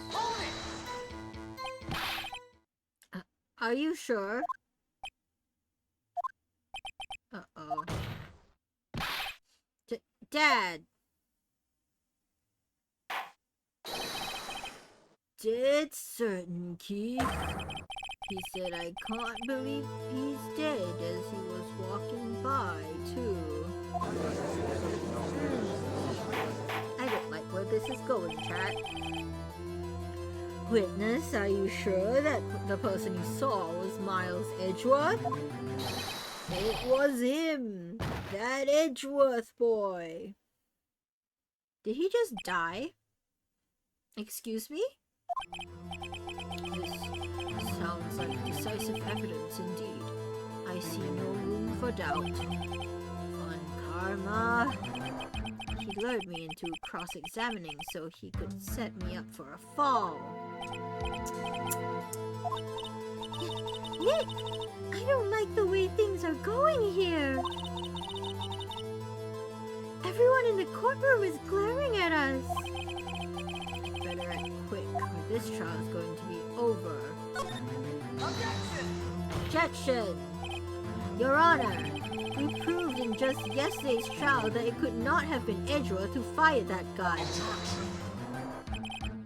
Mr. Wright, are you referring to the fingerprints from Edgeworth's right hand found on the gun and the photograph showing a man firing with his left hand? Exactly! Don't you nut on me. That is easily explainable. He could have wiped his prints after he fired. You are ignoring the truth of the matter here. Everything in this witness's testimony is true. The judge is lost in thought. What should I do? Raise an objection. Obviously. Your Honor, this witness claims that Edgeworth said, I can't believe he's dead, but his word is all we have. If he were telling a lie, Mr. Wright, in a court of law, the evidence tells all. Apparently, you have yet to realize even this basic fact. If you say his testimony is a lie, show us proof. Nick, do we have evidence? Do we have evidence?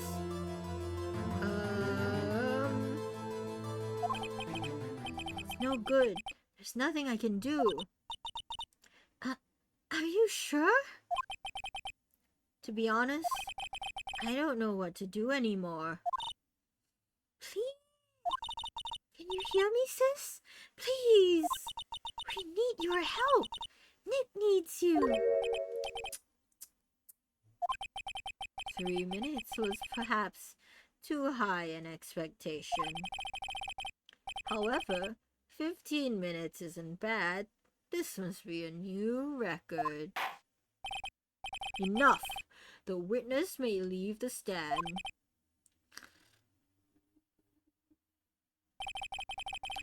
This court sees no reason to further prolong the trial. Nor is there any need for more time to decide the case against the defendant. This case is extremely clear. I see no room for misinterpretation of the facts. What? No! This court finds the defendant, Mr. Miles Edgeworth, guilty. Oh no. The accused will surrender to the court immediately, to be held pending trial at a higher court within a month from today's date. That is all. This court is adjourned. No! Wait! Wait! Who was that just now? Me! Huh? What? Larry? What are you doing here? Listen! You gotta listen to me! I was there, in the park, the night of the murder! It's the butts! It's the butts, chat! I wasn't sure about it until just yesterday. But today I remembered it. Remembered what? The gunshot! I heard it too! Something smells, that's for sure. Oh, order! What is the meaning of this? The verdict has been decided. I call for adjournment. One moment, Mr. Von Karma. So, you say you heard the gunshot? Yeah, I did. A gunshot. That's that night. I was sitting here in the audience, listening to the testimony. Then I realized something he said was different from what I remember. Anyhow, I can't just sit here and let you call Edgy a murderer. It's just not right. I'll testify. Let me testify. Order, order. Well, this is the first time something has happened like this in my court. I'm not quite sure how to proceed. Judge, you've already given your decision. The trial is over. Nick, this is it. Larry's given us one final chance at this. She's right. If only it wasn't Larry. Hey, Phoenix. Be more grateful, Phoenix. Stop. Phoenix. Be grateful to your friend. He could make things even worse. That is true. Mr. Edgeworth was just declared guilty, Nick. It doesn't get any worse. You're right. Okay. Your Honor. If there is another witness, it is our duty to hear him speak. Let Larry cook. Let Larry cook. Right here, right now. A waste of time. The verdict cannot be overturned.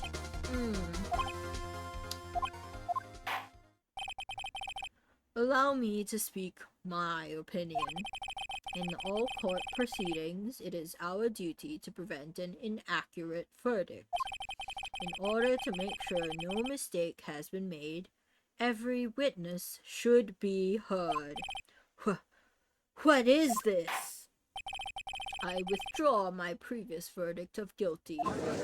Yo, we get a chance, chat. Mr. Von Karma, I order you to call this new witness to testify. Now. What? The court will adjourn for a 5-minute recess. After that, we will hear this new witness. Court is adjourned. Yo, chat. We get a second chance? Okay, Larry. Phew. That was too close. Sorry to keep you on the edge of your seat like that, Edgeworth. I've seen worse. Yeah, right, Edgeworth. You're sweating bullets. I just wonder what Larry plans to say in there. Larry was at the lake that night? Yes. He said he went looking for the steel samurai balloon that flew into the lake. Oh, right. And he found that balloon in the air tank that night? Yeah. Hey, Edgeworth. Huh? You say something, right? Yeah, a lot of things. You seem out of it. What's wrong? It's nothing. Mr. Edgeworth, there's something I've been meaning to ask you. What's that? Why are your fingerprints on the murder weapon? Oh.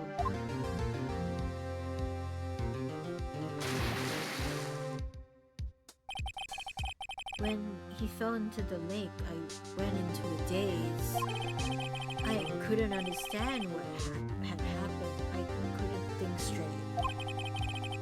Then I saw the pistol lying on the floor of the boat in front of me. I picked it up without thinking. I didn't have a reason, really. I see. Right. Yeah? This might be our chance. Our chance? Von Karma has only ever run perfect trials. Perfect trials? Perfectly prepared witnesses, perfectly complete evidence. That's the secret to success. This is the first time he's ever had to deal with something unexpected. He has to let someone he hasn't even talked to testify before the court. And that someone is Larry. What are you getting at? It's likely his testimony will be full of holes, right? That's right, Nick. No 10-minute trial this time. We'll milk this one for all it's worth. Does that mean I need to press everything? Does that mean I should press everything? It sounds like I should press everything.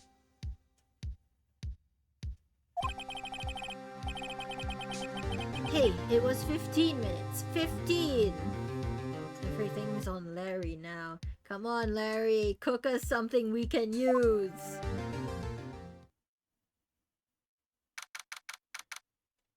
Come on, Larry. The court is back in session.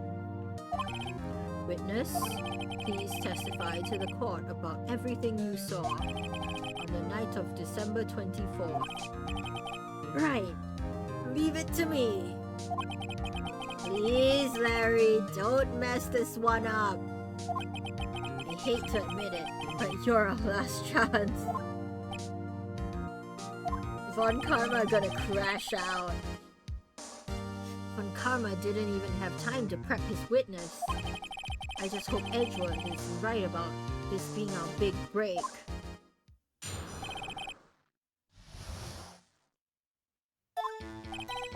That night, I was out in a boat on the lake.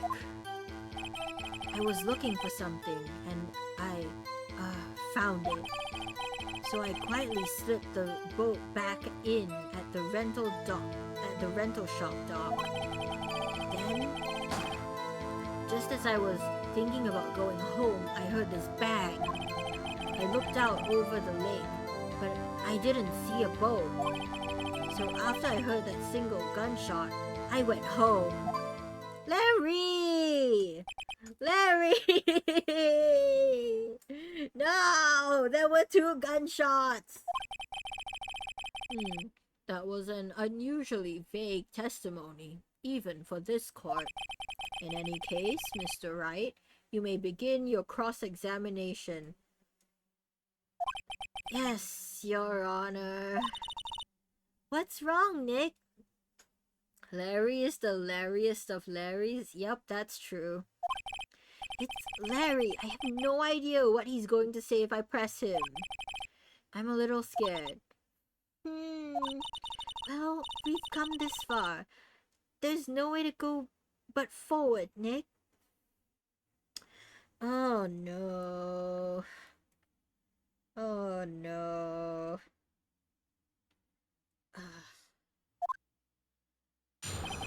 Hey, Larry. You got this? Bro, I don't know if I got this. That night I was out in a boat on the lake. Okay. I was looking for something and I found it.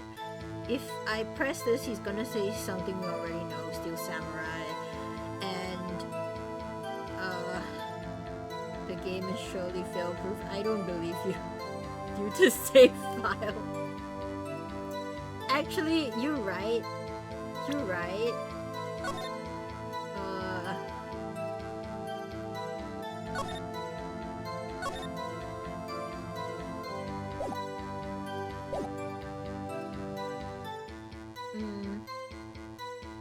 If I press here, it's gonna be irrelevant.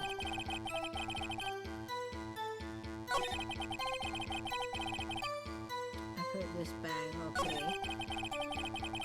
Didn't see a boat. Didn't see a boat. Okay, heard that.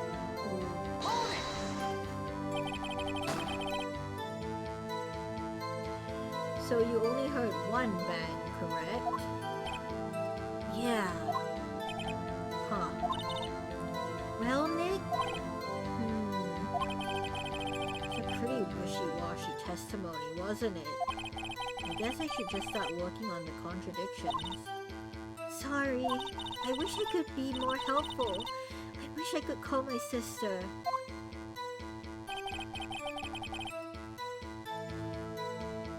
I was out in a boat on the lake.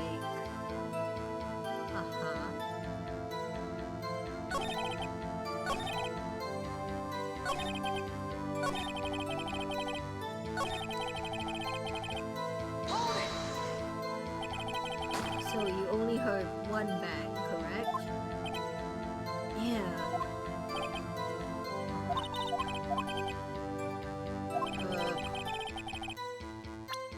What record?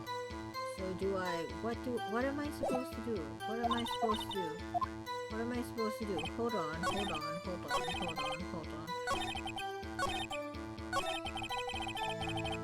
Present.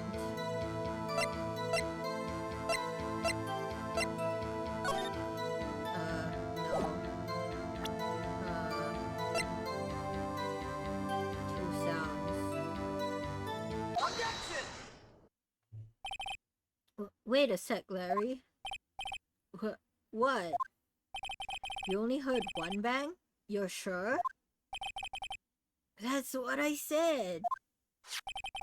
But Miss Lotta Hart testified yesterday she heard two bangs. And the old man just now said the same thing.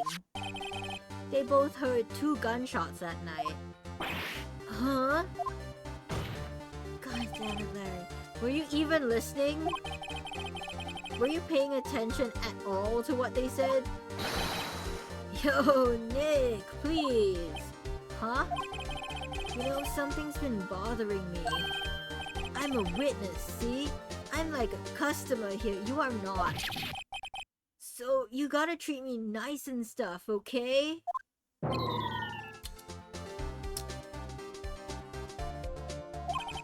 Mr. Butts? What? You only heard one gunshot? Are you sure?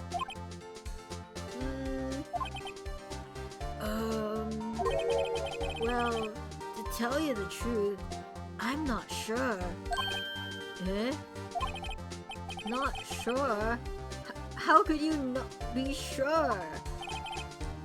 Yeah, well, I, might have missed the other gunshot. I was, listening to something else. Something else? My radio, dude, with my headphones. What? Order, and stop that booing. Mr. Butts, you were listening to the radio with your headphones? Yeah, so what? That a crime? I listen to my radio. Everybody listens to the radio. What's the big deal? Mr. Von Karma, your opinion? Waste of time. I do not accept this witness, nor his shoddy testimony. Well, Mr. Wright, should we continue the testimony?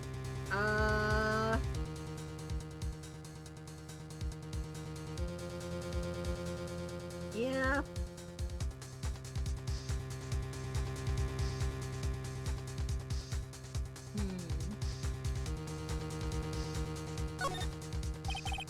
Your Honor, please allow the witness to continue his testimony.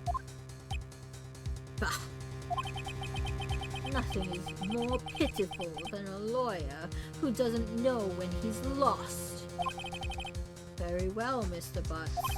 Please give your testimony and be sure to include details like your radio. Right. Leave it to me. I wouldn't if there were any way out of this. Believe me. Oh, Larry. It's lonely being alone on Christmas Eve. But that's why I was listening to an all-request show on the radio, see? I was listening to it real booming loud, like... But I'm sure I heard that gunshot. I remember exactly what the DJ was saying when I heard it too. Oh, we can tie a time to it. This could be huge. Chat. You were listening to your radio at a high volume?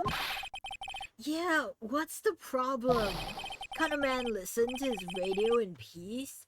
Isn't this a free country? I truly believe Larry has no idea what the problem here is. Judge? Can you believe a word this witness says?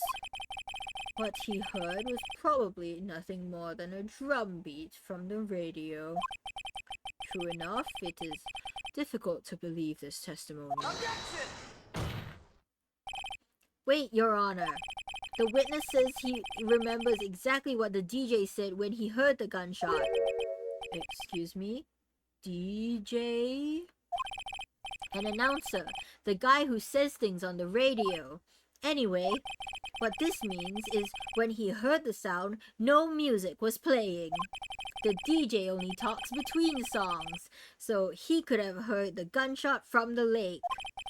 I'd like to cross-examine the witness, Your Honor. Very well, Mr. Wright. Can't believe I'm continuing this charade. Come on, Larry.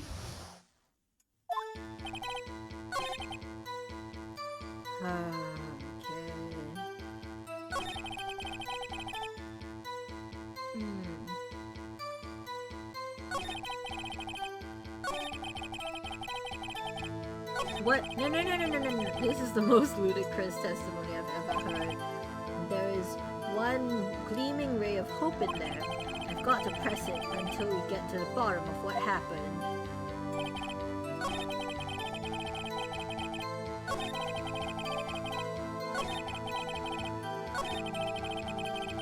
What did you hear? What did she say? Mr. Wright, please cease these pointless questions. What possible good could know what a radio DJ said to us? Indeed, Mr. Von Karma has a point.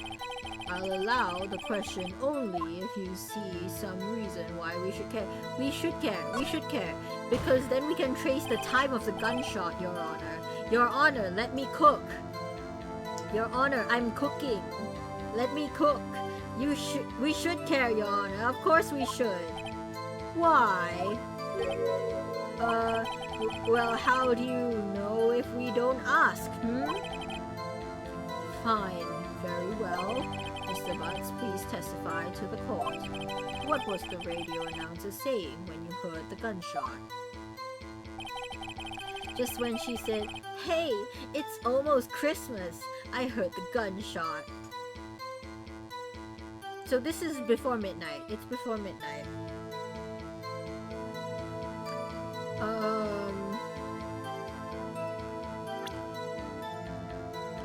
Where's Laura? Where's Laura?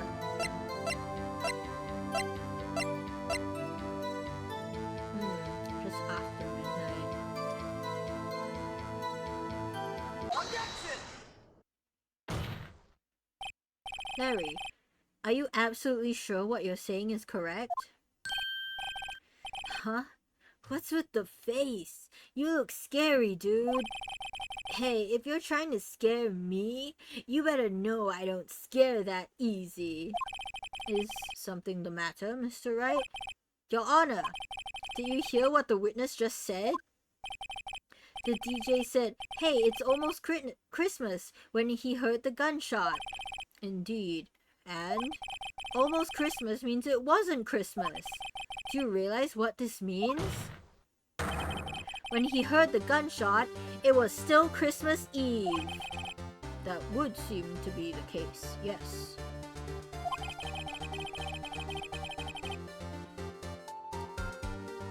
It's almost Christmas means it wasn't Christmas.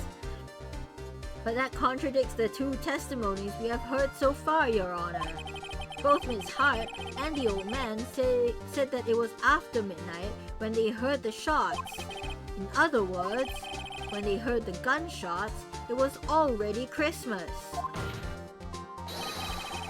This is a clear contradiction, Your Honor. Order, order. What does this mean? Two prior witnesses heard gunshots after midnight. However, this witness says he heard a gunshot before midnight. Judge, the answer is simple.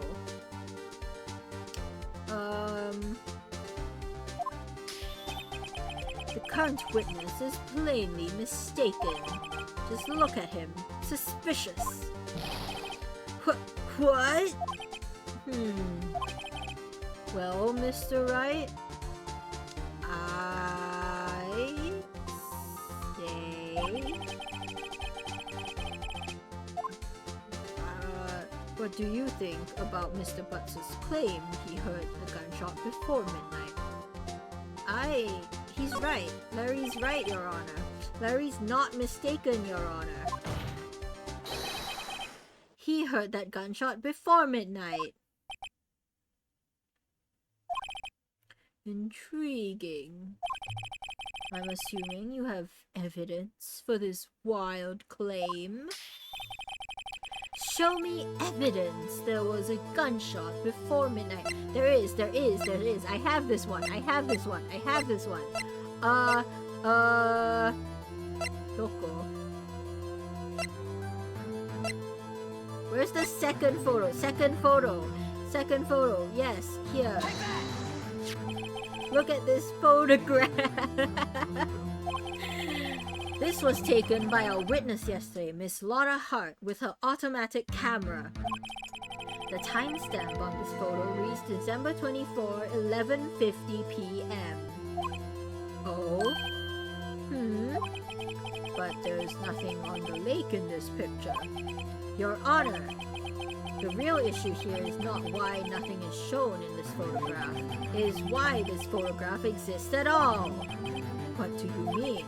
Your Honor, this photograph was taken by an automatic camera. That camera was set to go off in response to loud noises. Aha! Correct! There was a loud noise on the lake at 11:50 p.m. This is why a photograph was taken. In other words, when Larry heard that gunshot, it was almost definitely still Christmas Eve. Indeed, it would seem that is the case. Then, where does that leave us? Miss Hart testified that she heard the gunshots after midnight. Are you claiming she was mistaken? Not at all, Your Honor. That was the third gunshot. it is a fact that the camera also triggered at 15 minutes after midnight. Your Honor, that midnight, there were 2 sets of gunshots, with a 25-minute pause between them.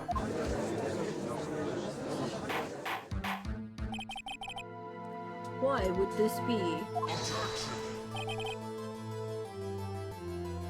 Don't be fooled, Judge. That camera was set to respond to loud noises. Yes? Shut up. There is no proof that the loud noise at 11:50 was a gunshot.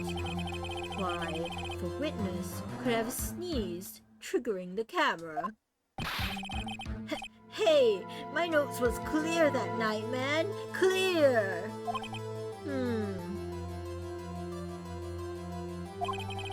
Well, Mr. Wright? There's no turning back now. Can you prove that the loud noise at 11:50 p.m. was indeed a gunshot?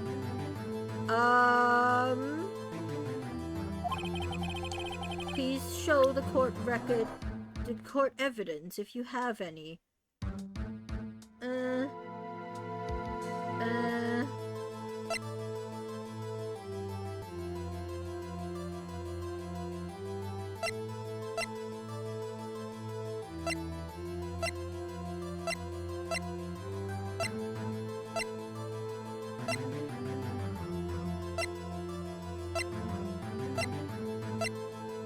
Shoot. The gun was fired 3 times after all. Oh yeah, that's true. Is this the right thing to present?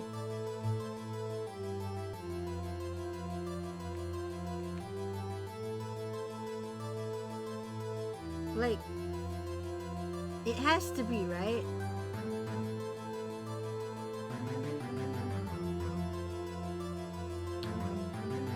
Fired 3 times. It has to be, right, chat? Right, chat? This is my evidence. The murder weapon? Something about this pistol was bothering me, Your Honor. Both of the witnesses who testified yesterday heard 2 gunshots. However, the murder weapon was fired 3 times. When then was the last shot fired? Would it prove that there was another gunshot? I sure hope so. Only now I have realized the truth. That 3rd shot was the shot Larry heard just before midnight. Order? Order! That would make sense of the evidence we've seen so far.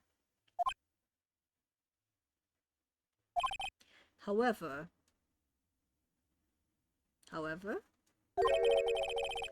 this leaves me wondering exactly what did happen that night on the lake. All of us are wondering, Your Honor. All of us are wondering. Exactly. If this is true, there were 2 sets of gunshots, separated by 25 minutes. One at 11:50, another at 15 minutes after midnight. The million-dollar question sure is. Why, I ask you? Why? Uh-oh, I better think of something quick. Wait a second. Gunshots separated by 25 minutes? But what's wrong, Nick? Nick is onto something that I do not know. I have it. Huh? Remember the case with the steel samurai? Huh?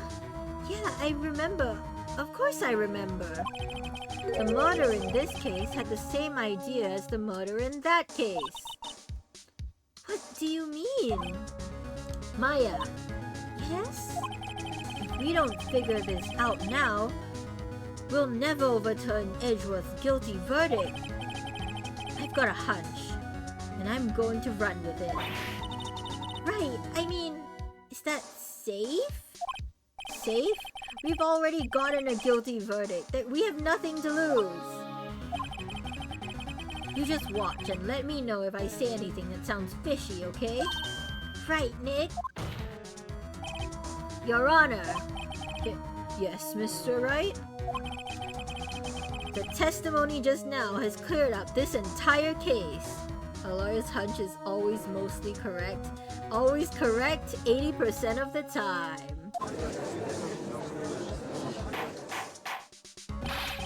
What do you mean, Mr. Wright?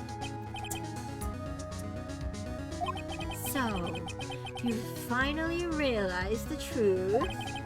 There can be no other murderer than Miles Edgeworth himself. Nuh-uh. Wrong, Von Karma. A man was shot that night, but it wasn't Edgeworth who did the shooting. Shut up. Listen, rookie. Take a deep breath and consider the facts. At the time of the murder, one boat was on that lake. This was shown by the witness's photograph. The defendant, Edgeworth, and the victim, Robert Hammond, were on that boat. Can I see a close-up of this? Okay, cool.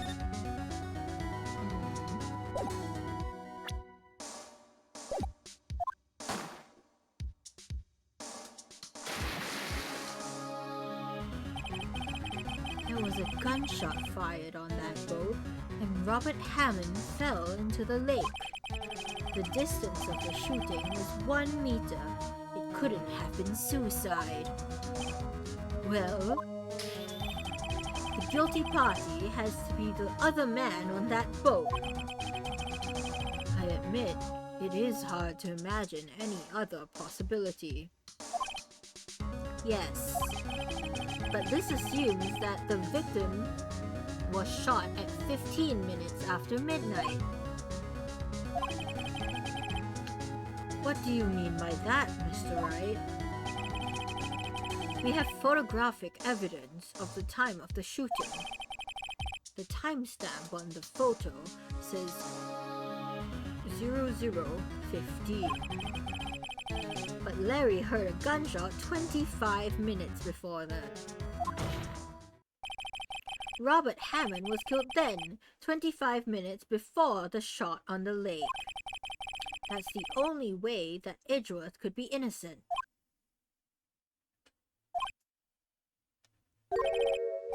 Mr. Wright, are you quite mad? Explain who the two men on the boat are. Edgeworth and the murderer. Of course, it was Edgeworth and the murderer. Hey ACR, welcome! After the murderer killed Robert Hammond at 11:50, he assumed the guise of Mr. Hammond and met Edgeworth.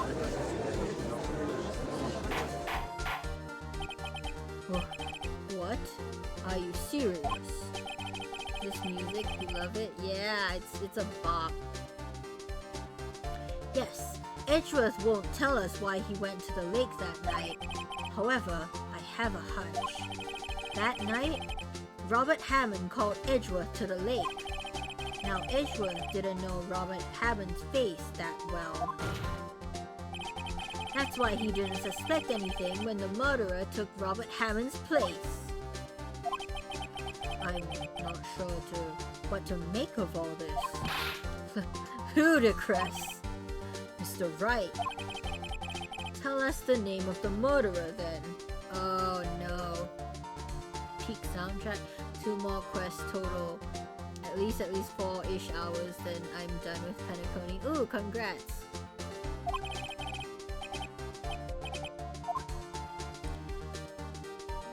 Just got done with Penacony Sunday beaten. Ooh. Beating Sunday on a Sunday, yes. I don't know.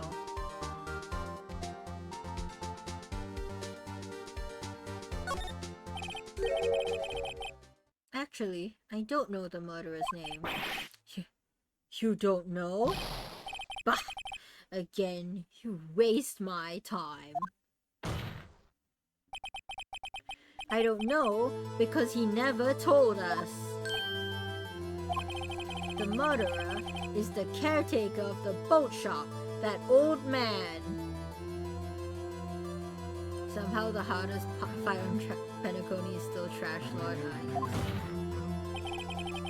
At 11:50, he was the one who killed Robert Hammond. Caretaker of the boat shop?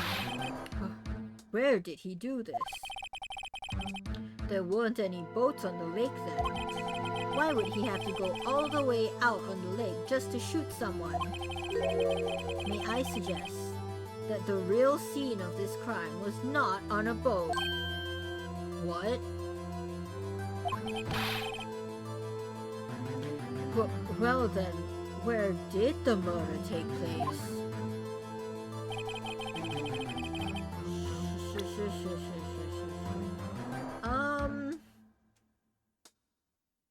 Boat shop, right? We haven't been into the boat shop. We were in like a shack nearby. Take that! Here, of course, the boat shop where he lives. That way, he could meet with the victim without anyone seeing. Objection! Do you have proof that the boat shop was the scene of the crime? Recall Larry's testimony, if you will.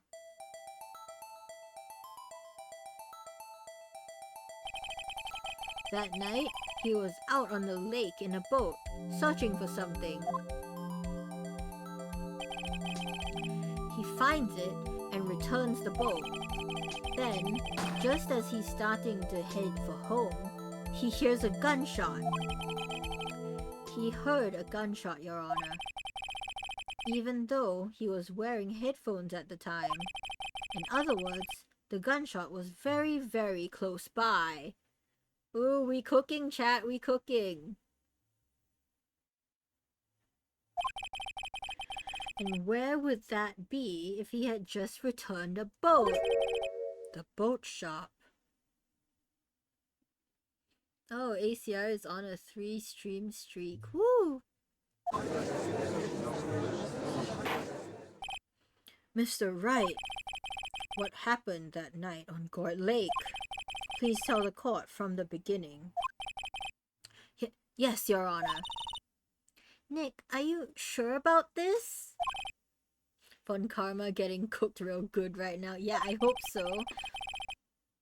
But if I think if I start at the very beginning and I take it slow, I might just be able to figure this out.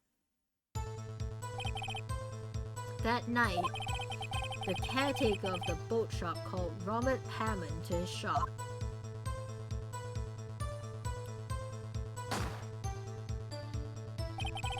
This was around 11:50. That was when the gunshot that Larry heard was fired. After that, the caretaker put on Robert Hammond's coat. He became Robert Hammond. Then, he got in the boat with Edgeworth and went out into the middle of the lake. Then, who fired the pistol on the boat, Mr. Wright? It has to be... It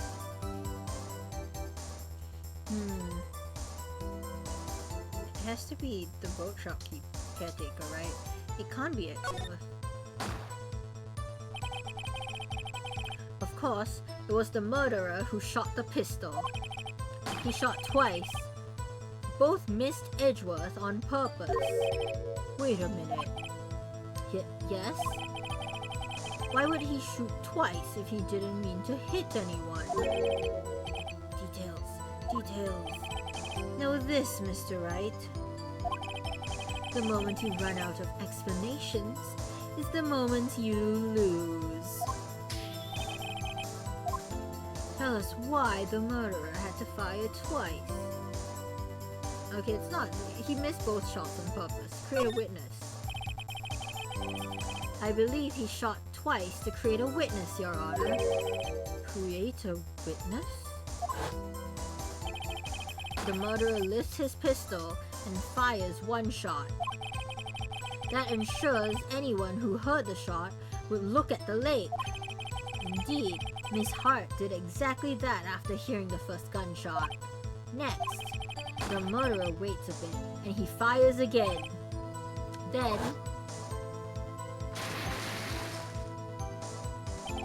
the murderer jumps from the boat himself, leaving the pistol in the boat behind him.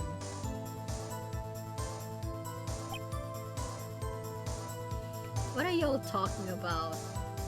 Star Rail meta?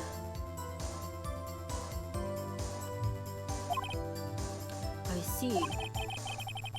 To someone looking from the edge of the lake, it would appear that one of the men on the boat had shot the other.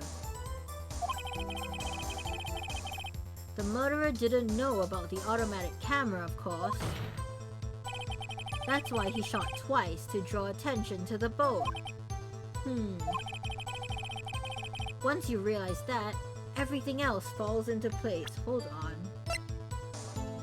I guess so. The boat shop caretaker swam back to his shop. Then, he put Mr. Hammond's wet coat back on the body and threw the body into the lake. This is what happened, Your Honor. These are the events that transpired that night on Gort Lake. The old bait and switch. Bailiff, bring out the witness from before. The boat shop caretaker, quickly.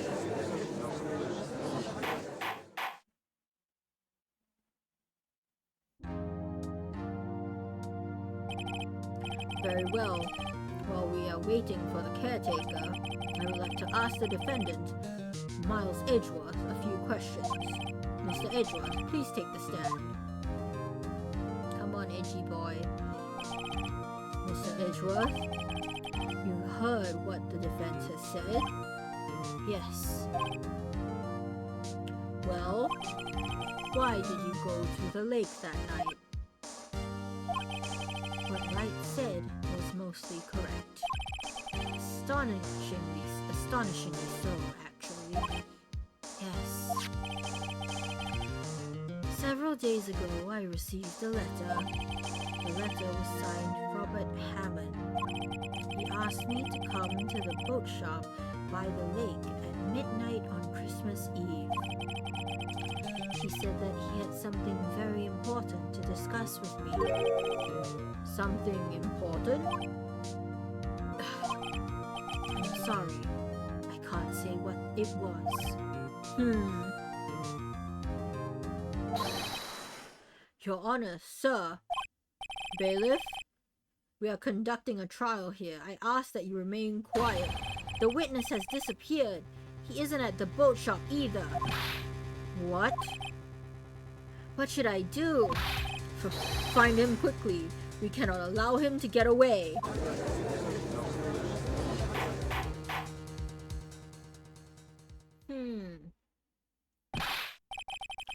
Mr. Von Karma, your witness has disappeared. Oh, he tweaking. A search warrant has already been issued. Goes without saying that I cannot declare a verdict under these circumstances.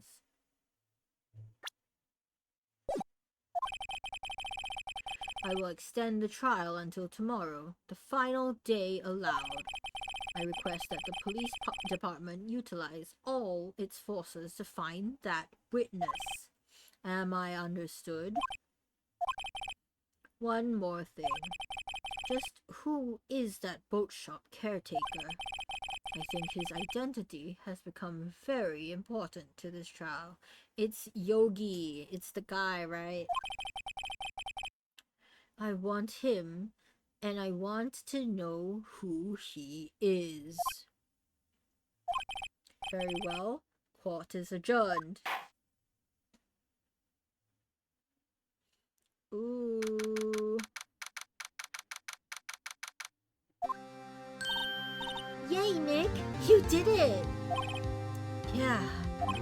Well, at least we got out from under that guilty verdict. And what about Larry? That was something else. Even Von Karma didn't know what to do with his testimony. Larry really helped us out. Sure, once I sifted through his unique testimony. Still, he did save us. I just wish our cases weren't so down to the wire all the time. I know what you mean. Sometimes I feel like it's us on trial instead of our clients. Hey, Edgeworth. Mr. Edgeworth? Did you say something? Don't look so pained. I mean, it looks like you're probably going to get off the hook. You could try to smile a little. Relax. I'm sorry, but I fear it's not over for me yet. But what do you mean? Right. There's something that's been troubling me for a long time now. And I don't know whether or not to tell you. Edgeworth? No, there's so little time left. I want to tell you to get it off my chest, but confess your love, Edgeworth. You love him. I can't make up my mind. What is this about, Edgeworth? It's a nightmare I've had. A memory of a crime that I committed. A crime you committed? A memory of a murder. Hey yo. Nah, okay, now they need to slow burn this romance. Damn it. He's gonna confess, he's gonna do it. Yeah!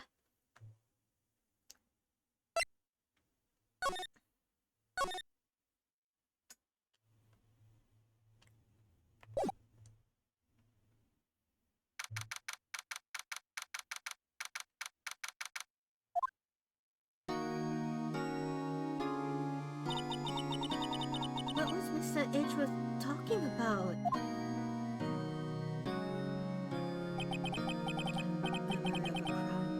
I committed. A memory of a murder.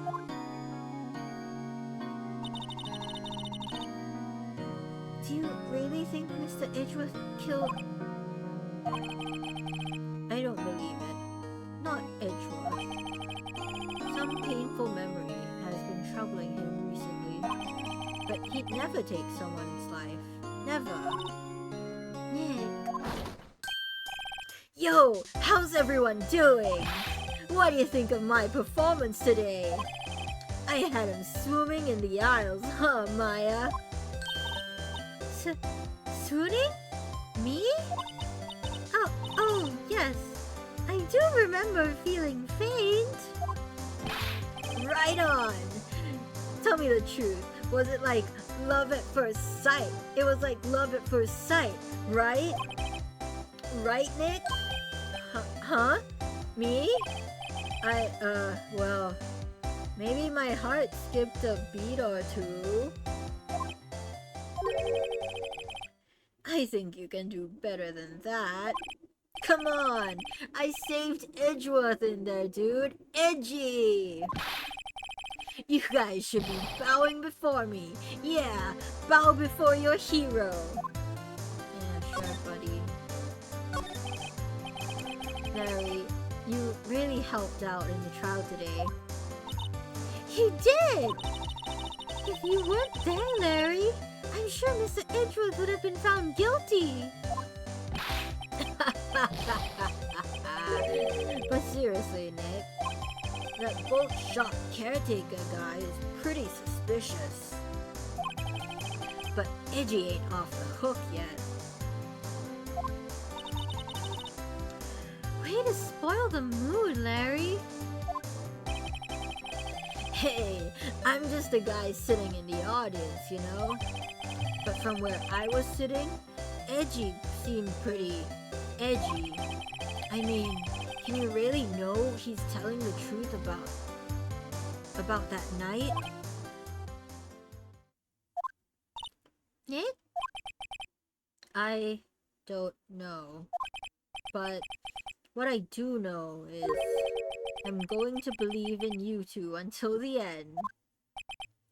Us two? Edgeworth and who else? You mean me, right? Nah, he means me, right, Nick? Yeah, you, Larry. Not me? But why you, Larry? Huh? Actually, yeah, why me, Nick? Enough with the silent treatment. Nick, why do you trust Mr. Edgeworth so much? I mean, he's changed recently, true, but when we first met him, he was kind of a jerk, don't you think? You didn't know him back then. Back when he wanted to become a defense attorney. Wait, was that when you two were classmates? Yes, in grade school.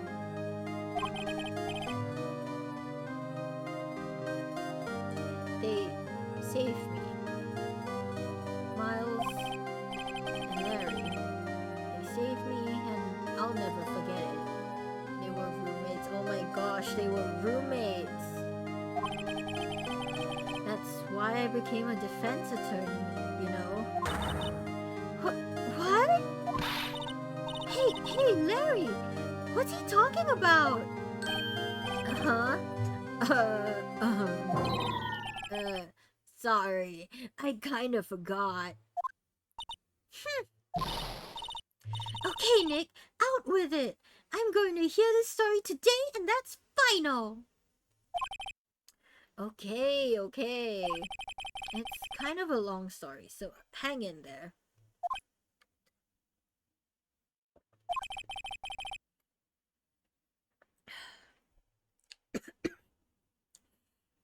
It was the very end of 3rd grade. I was on trial, a class trial.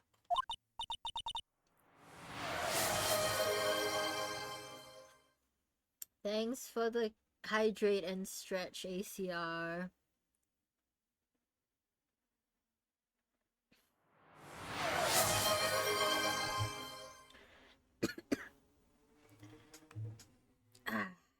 Time to drink water and stretch.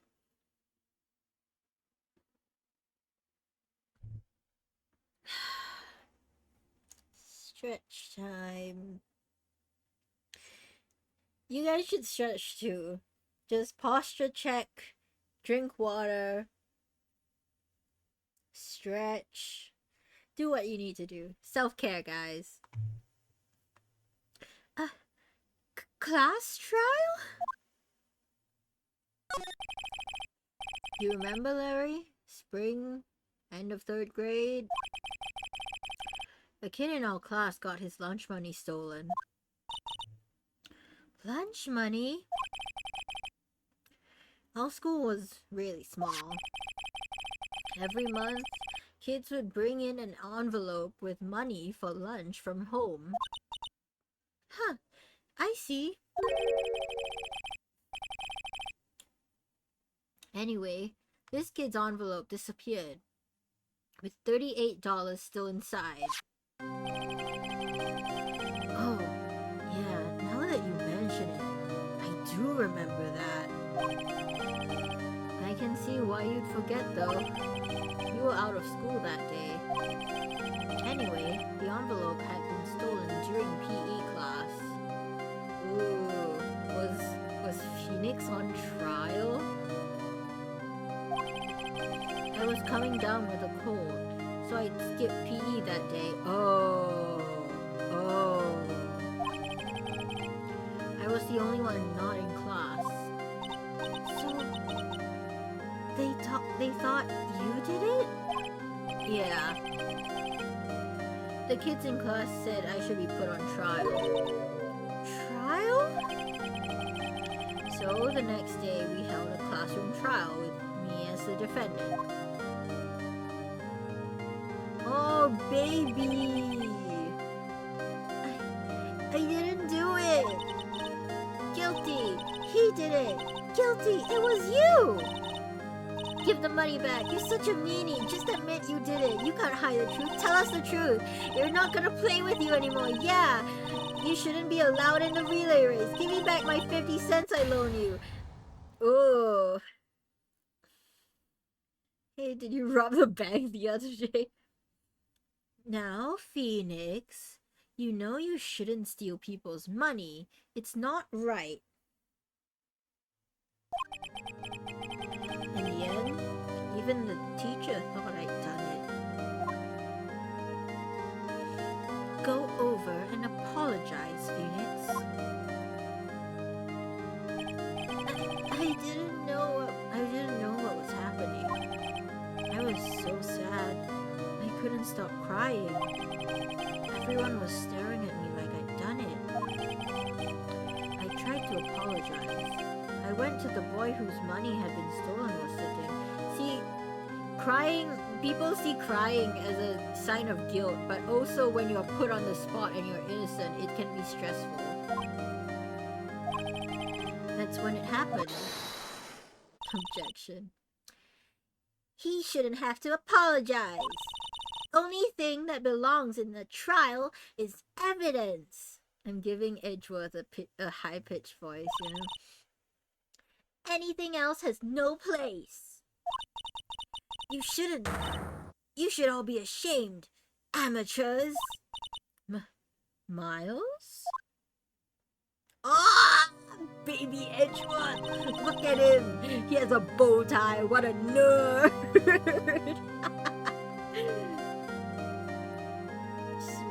small child.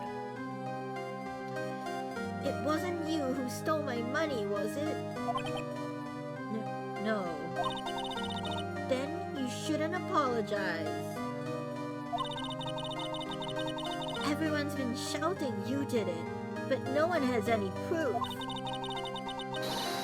That is why, Your Honor, this boy is innocent. But Miles, it was your money that was stolen. Yeah, he did it. We don't need proof. Make him say he's sorry.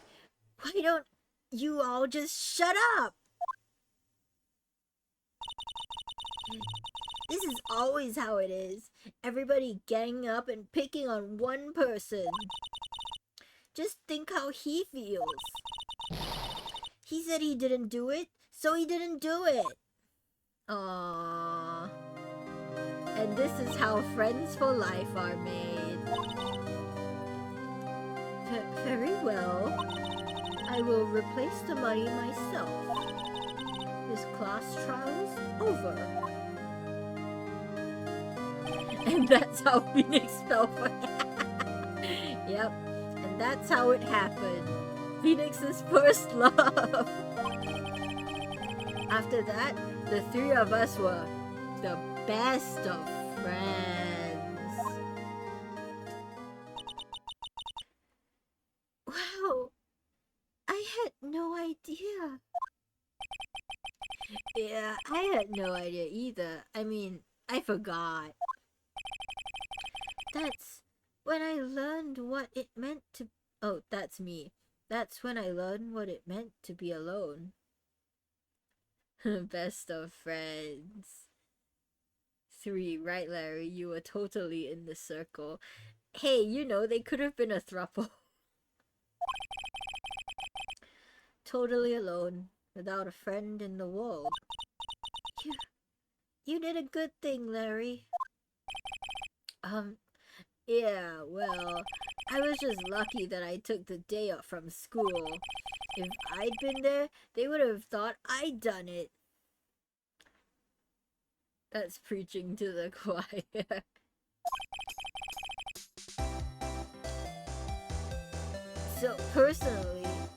So I took it kind of personally, see?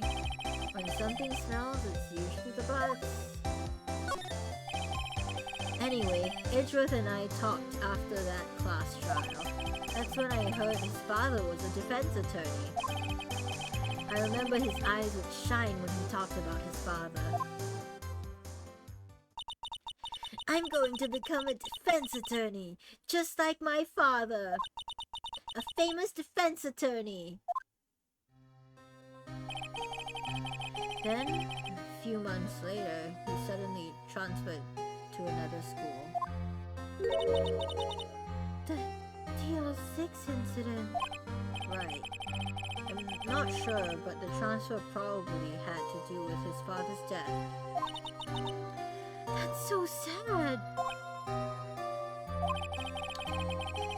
It was several years later when I heard Edgeworth's name again. There was an article about him in the newspaper. The headline was something like, "Dark Suspicions of a Demon Attorney." Fabricating evidence, manipulating testimonies, covering up facts. The article said he'd do anything to get a guilty verdict. Anything. But why? What happened? I mean, that's not edgy. That's not the Edgy I used to know at all. That's what I thought too. I've tried to get in touch with him. I don't know how many times. He never replied. I guess he didn't want to see his old friends. That...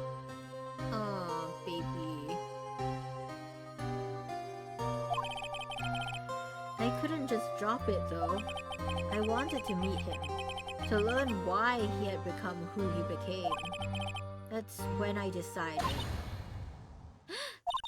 Wait, you don't mean... That's why you became a defense attorney? To meet Edgeworth?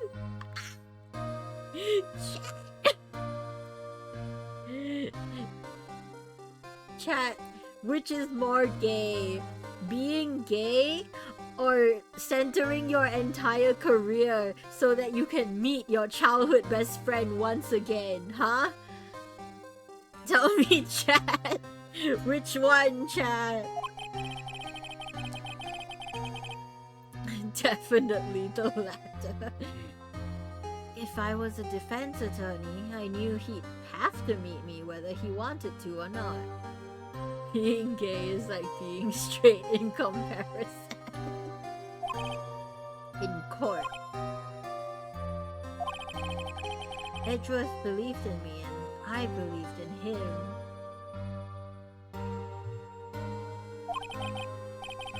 He's in pain and no one's on his side.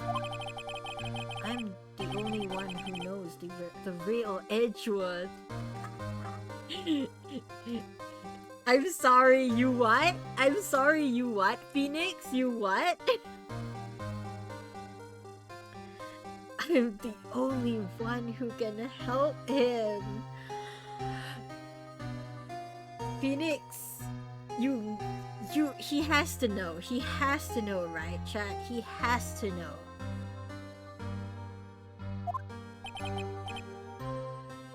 Whoa, Nick. So, is that why you helped me out for free? Yes. I helped you because I believed in you. Except I don't remember saying I'd do it for free. Oh, Nick! Nick! We have to save Mr. Edgeworth if it's the last thing we do, okay? Right.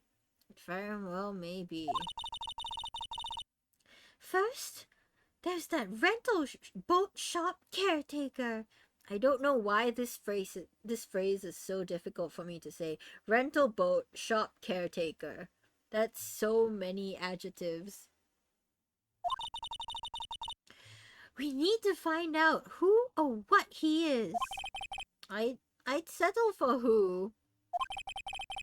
I I guess I can clean out some of this evidence I no longer need. Okay, let's go. What even is straight? Can't we be curved? Maybe a U-turn. Dang. What am I supposed to do?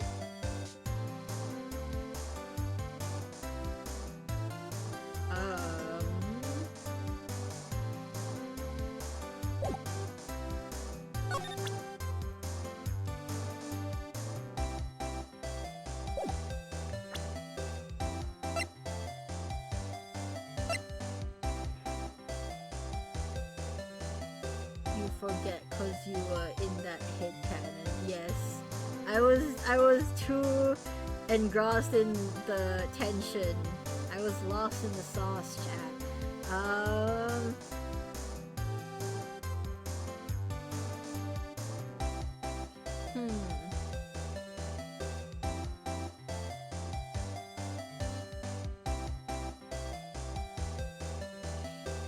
What am I supposed to do?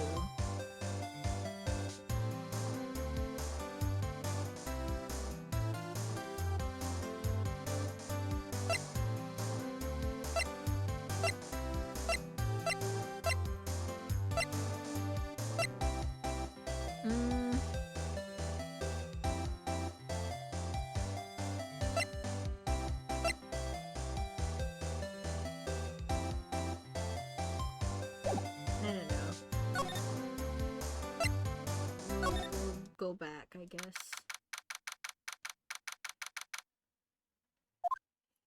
And it's not just my headcanon, okay? The entire fandom sees it. Hey pal, long time no see. We were just in court.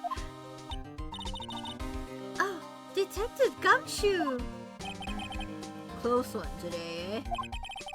I got so worked up, I snapped my tie in half. Sorry about that.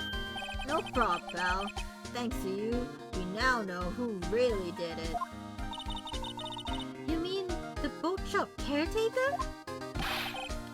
Look, I'll make you a promise. I'll have that scoundrel in my custody by trial time tomorrow. Come what may. It's my duty to you as a police officer. Now, I'm off to catch me a criminal.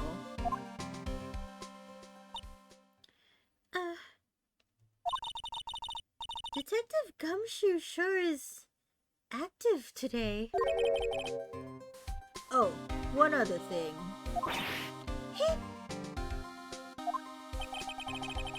No one can go into the woods today. The woods? Where Lana was camping. The woods are off limits to camping, and apparently the park ranger found out. He got pretty mad. No one can go in for a while. Okay.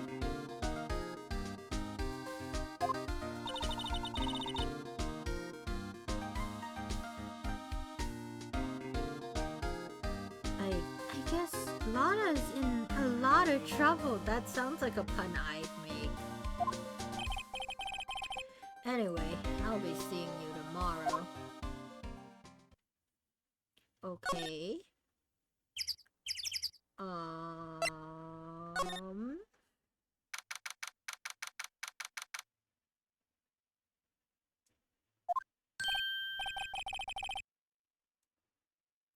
Huh? The steel I saw is missing. I saw? Looks like the hot dog stand is closed too. I guess Larry's too busy worrying about Mr. Edgeworth to show up for work.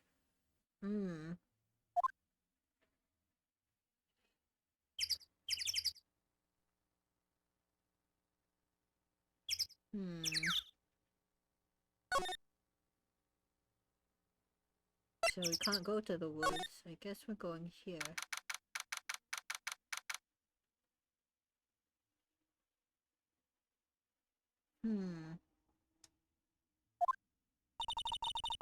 That old caretaker got away.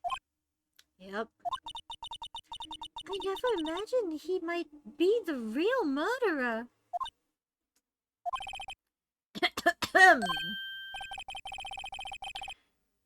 I know that clearing of throat anywhere. Ha! Hello. What might you be doing here? Out for a walk, hmm? Ah, the days of my youth feel like the scent of fresh lemon, you see. Mr. Grossberg! This is not the time for idle reminiscing! Mr. Edgeworth's trial ends tomorrow! That is true, yes. But from what I saw of today's trial, Edgeworth should be fine, right? Well, I'm not so sure about that. Oh, what do you mean by that? Well, I'm not sure. You find anything out, come by my office at once. I may be able to offer you some assistance. Thanks. Bye. What do you think Mr. Grossberg was doing here anyway? Who knows?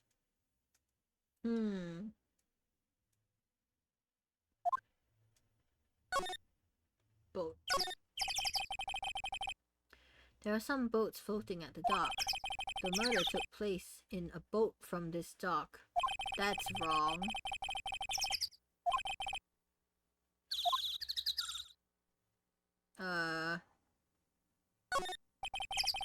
Boat rental shop, doesn't know if anyone's around.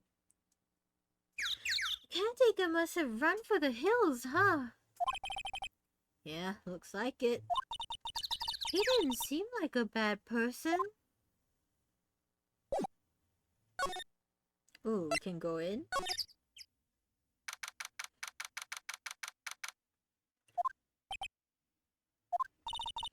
Nobody's home. Hello, hello. What? Hey, it's Polly. I wonder where your owner's gone, Polly.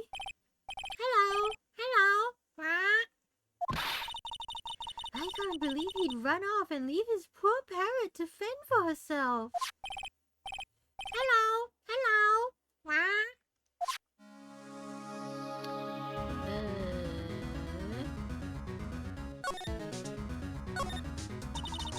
That reminds me, Nick. Polly here knows the number to the safe, right? Yeah, that's right. Polly, what's the number to the safe? 1228. What? Let's open it, Nick. Come on. My Polly voice is a bit loud. I'm sorry if it's peaking the audio. It's hard to control when I'm squawking. I'm sure there isn't any money in there. Aww. But hey, he keeps it locked, right? So there must be something of value in there. I'm not so sure. Okay, Nick, let's see what's in there. Guess there might be a clue or two. The only thing in here is a letter. A letter? Aw, boring. There's no name or signature on this thing. It's handwritten in very precise, clear letters. Get your revenge on Miles Edgeworth. Edgeworth! Nick, why would Mr. Edgeworth's name be on here? How should I know? I'm going to read the whole thing. Get your revenge on Miles Edgeworth. It also says, this is your last chance. Now is the time to get revenge on the two men who ruined your life. The rest of the letter goes on to describe the murder plot in detail. How to kill Robert Hammond and frame Edgeworth. Calling Edgeworth out to the lake. Getting on the boat. Firing twice. This is exactly what I figured out today in court. It's all here, in perfect detail.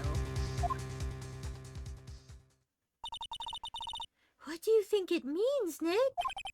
I don't know, but it looks like these are instructions for that caretaker. When he killed Robert Hammond, he called out Edgeworth. He was following instructions. But who could have written that letter? And what does it mean to get revenge on Miles Edgeworth? Look, I don't know, okay? But one thing's for certain. This letter is an amazing clue.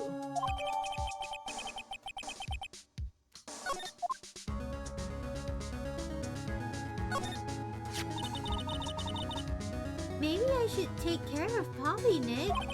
You probably shouldn't just kidnap her. The police know about her anyway. I'm sure they'll do something. Well, okay. Sorry, Polly. He says I can't take you. Great, now the bird's going to hate me.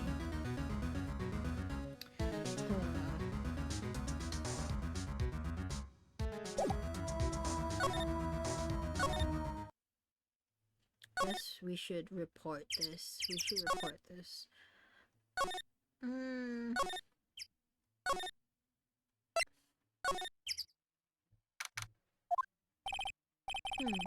Looks like Detective Gumshoe hasn't gotten back yet. Gumshoe? He won't be coming back today. Oh, really? He said there was some guy he had to arrest by tomorrow. Boat shop caretaker. He shouted something about catching him if it's the last thing I do, pal. Good luck, Gumshoe.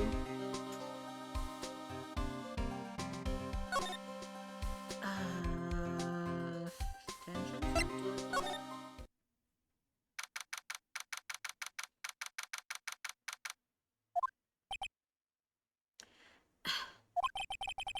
You look as grim as always. Mr. Edgeworth? I heard the story about the class trial. Class trial? What do you mean? You don't remember? No, I don't.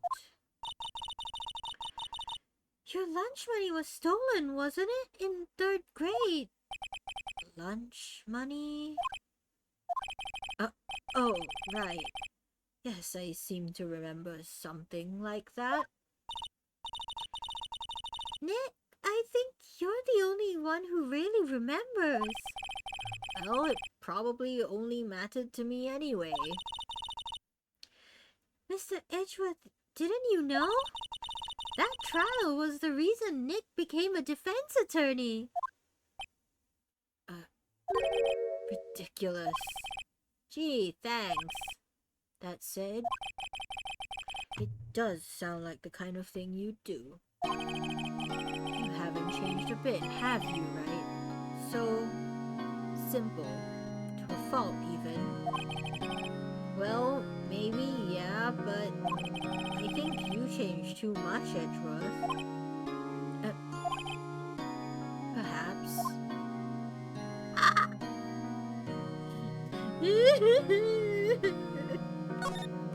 My heart, chat, my heart. Why prosecute? Hey, Edgeworth, why did you become a prosecutor anyway? You used to look up to your dad. You said you wanted to be a defense attorney, right?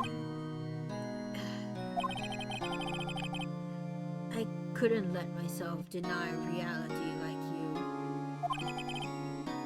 What do you mean? My father was taken from me, and you want me to defend the criminals? I'm sorry, Wright, but I'm not that good of a person.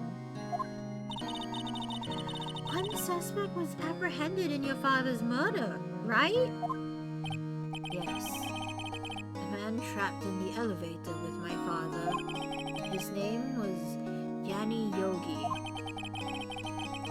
He had to be the shooter, any way you look at it. Yet, he was found innocent. That defense attorney got him off the hook. That would be Robert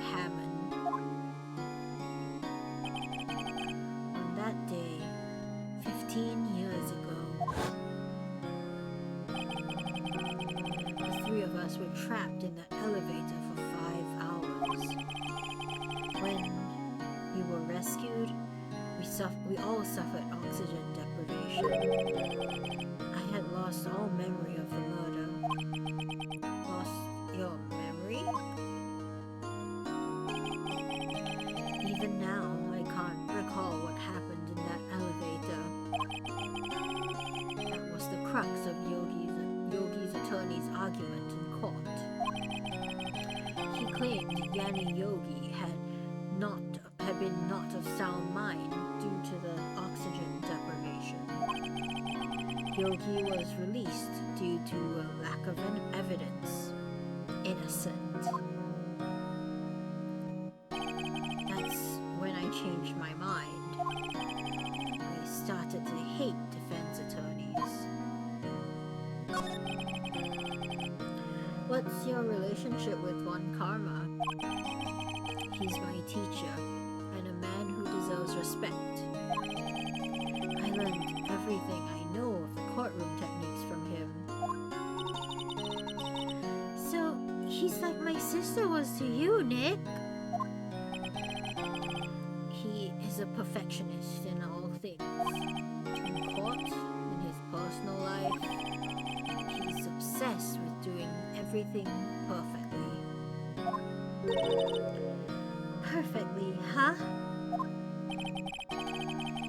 In all the cases he has taken on, none were left unsolved, and not one suspect was declared innocent, ever.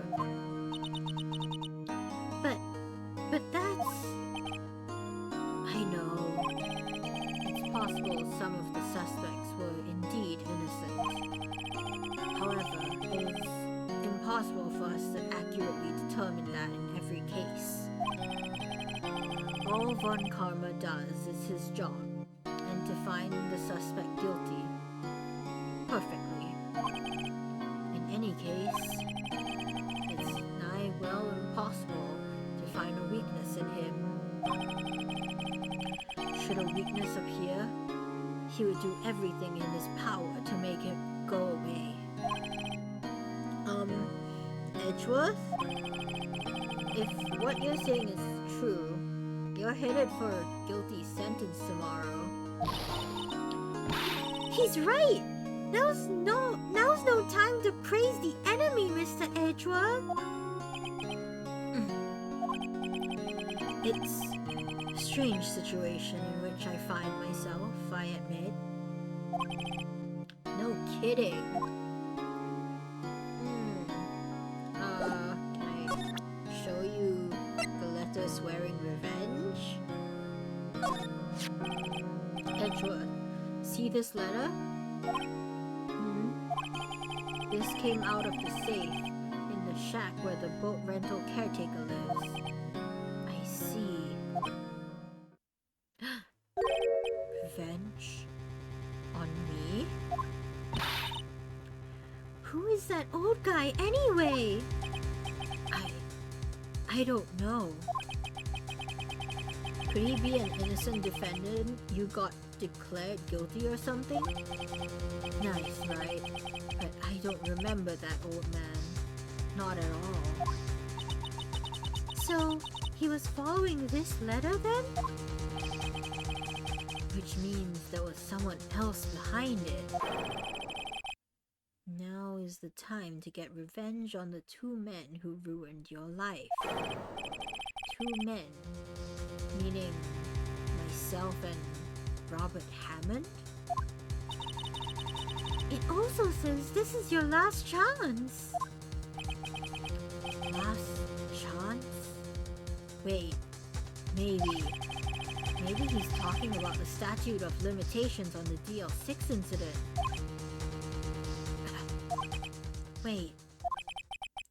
Wait, that old man. What is it? Do you know who he is? Yogi. Could he be Yogi? That's what I've been saying, chat. The suspect in the DL6 incident. The one who was found innocent.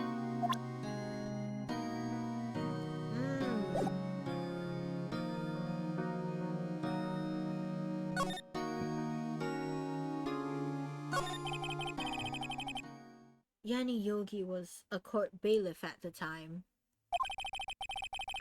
We just happened to be in that elevator together 15 years ago.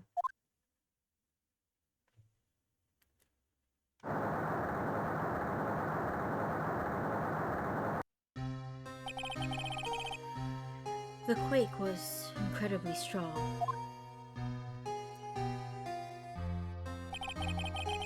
Before I knew it, everything was dark. We were there for so long, it felt like forever. The air thinned and darkness closed in on us in that little box. We became unsettled. Help! I can't breathe! Quiet! I said quiet! You're not making this any easier. I want to get out! Help! Get us out! Don't shout. You'll just use up more oxygen.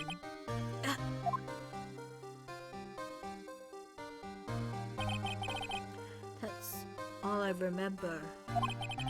When I came to, I was in a hospital bed, staring up at the ceiling.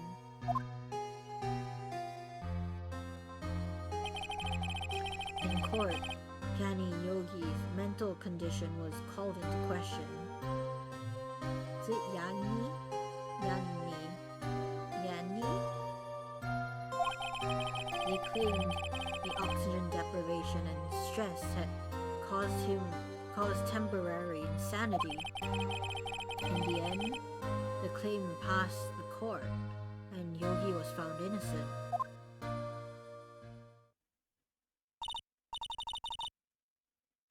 Huh. But isn't that strange?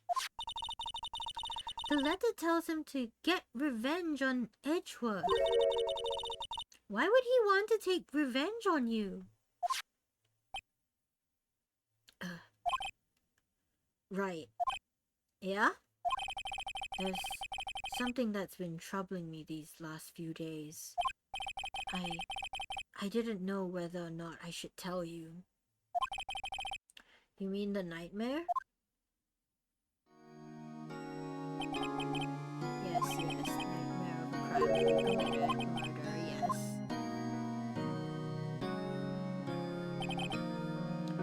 I think the time has come to tell all.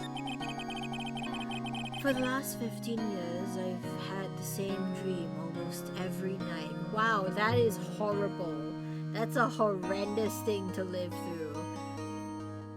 I wouldn't wish that on my worst enemy. That's truly awful. I wake up in a fearful sweat every time. What kind of dream? It's a dream about my father's killing in the dark. Help! I can't breathe! Quiet! I said quiet! You're not making this any easier. I want to get out! Help! Get us out! Don't shout. You'll just use up more oxygen. I can't breathe! You're using up my air! What? Stop breathing my air! I'll stop you! Wait, what? What are you... Stop breathing my air! No. Father! He's attacking Father! Then I see the pistol lying by my feet. I don't know if it was evidence from that day in court or the bailiffs. In a daze, I pick up the pistol. Get away! Get away from my father!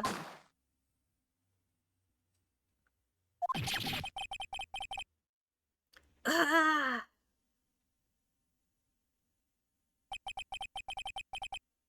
And with that scream, I wake. It's a bone-chilling scream. Sorry I couldn't actually scream. It's past midnight here and I don't want to get a noise complaint from my neighbors. A scream that has rung in my ears for the past 15 years. But... just a dream, right? Right? That thought is the only thing that has kept me sane for the last 15 years. But what if I'm wrong? What if it's real? They say that sometimes people shut out memories in self-defense. Maybe it was I who killed my father. What? If you think about it that way, this letter makes sense. Get your revenge on Miles Edgeworth. Think about it. Yogi was really innocent. That's why he wanted revenge against me. Wait, Edgeworth, you mean... It was me. I was the true criminal of DL6. I shot my father. This is bad. What are we going to do, Nick? What can we do? I don't know. I don't think there's anything we can do, like it or not. If there's someone else who knows a lot about the DL6 incident, maybe. There is, Nick! There is someone else who knows about DL6.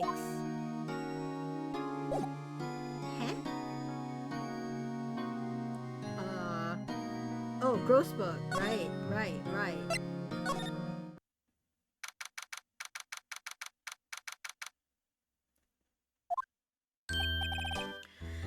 Mr. Grossberg. Hold on, I need some water.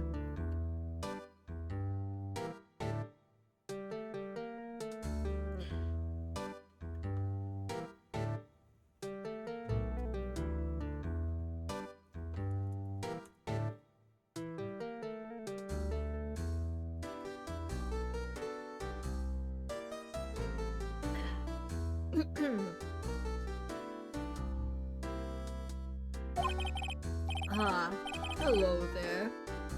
What's wrong? You look troubled. No kidding! I can't believe you're not! My. Just calm down and tell me what's happened, hmm? It's Mr. Edgeworth. He...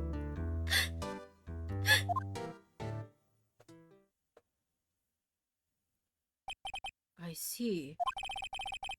So Edgeworth dreamt he shot his own father?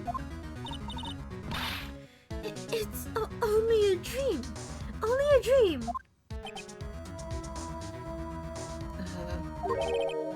I wonder. What? If that's the case, then why do you two look so troubled, hmm? Well... Also, consider this. Yogi quite certainly holds a deep grudge against Miles Edgeworth. So deep he'd want to frame him for murder. This leads me to surmise that Mr. Edgeworth's dream is not a dream. It was real. As you imagined. Miles Edgeworth threw the pistol to save his father. The pistol fired, and the deed was done.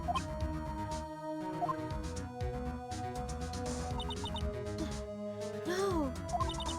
I don't believe it! Yogi was suspected of murder, and his career as a bailiff was irrevocably wrecked. Thus, he sought revenge on Miles Edgeworth. This was his last chance, of course, with the statute of limitations so close. But why would he seek out his defense attorney, huh?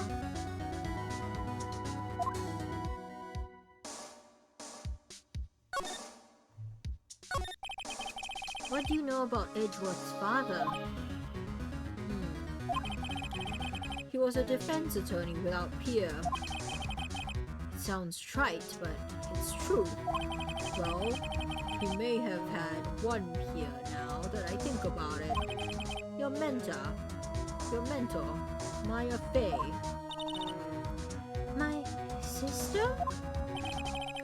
Gregory Edgeworth was very disapproving of Mr. Von Karma's techniques. That's no surprise. Von Karma is an extreme man. Forged testimonies and evidence are nothing to him. The result? He has a perfect win record in court. To beat him, Gregory Edgeworth tried to call attention to his methods. Is the murderer Von Karma? It can't be, right?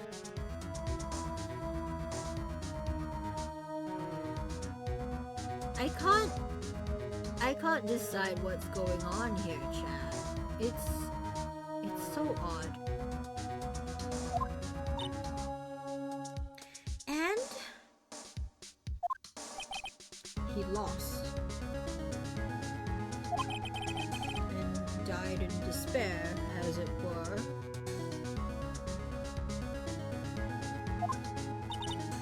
I see.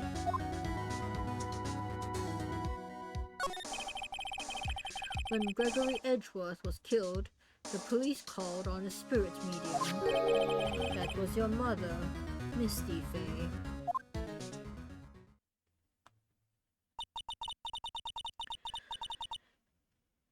I am Gregory Edgeworth. I have been killed.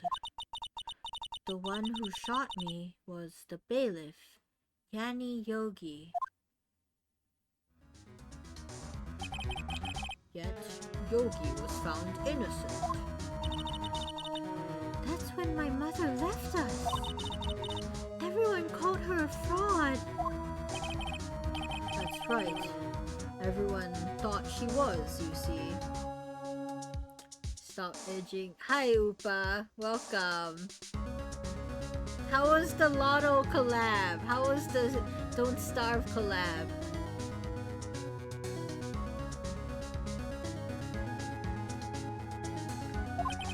Yet, now that I think about it,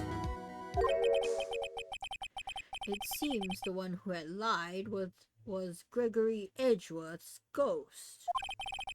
Gregory Edgeworth must have known who shot him. I don't believe it. So you're saying he falsified his testimony? That Edgeworth's dad lied to protect his son? It's only a possibility, mind you. I mean, I'd say it's pretty probable. But a possibility nonetheless. Can I shout you out? Does my bot work? It does. Yippee.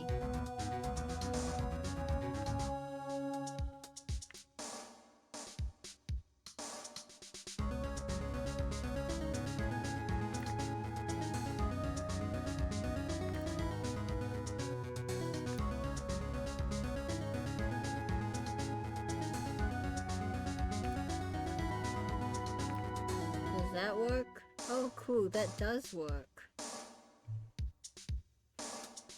I don't know why, my commands have been a little weird lately, but that should work.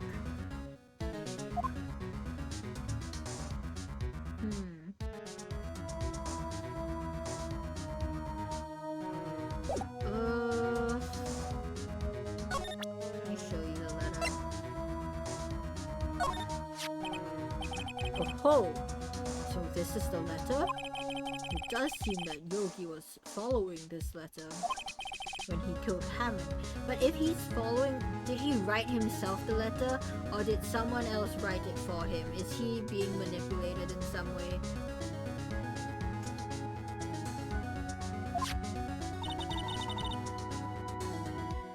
But why kill Robert Hammond? Hammond was a skilled defense attorney, but he defended clients not for their sake, but for his own. Huh? His own sake? He never trusted his clients, that one. The only thing he trusted was his own ability. Huh.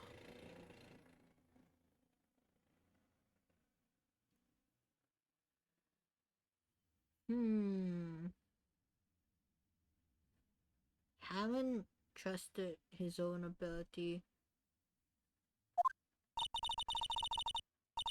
But he got his client found innocent, so why should it matter? Actually, my dear, it's quite different. He won that innocent verdict for no one but himself. Yogi was a free man, but socially he was ruined. Huh? You'll understand soon enough. Wait. What is it? This letter. I've seen this handwriting somewhere before. A long time ago. Whose handwriting was this? Do you have any idea who wrote this? Oh, is it Von Karma? Is it Von Karma? Could it be Manfred Von Karma? Von Karma? Why would he have something to do with this? Well, I'm not sure.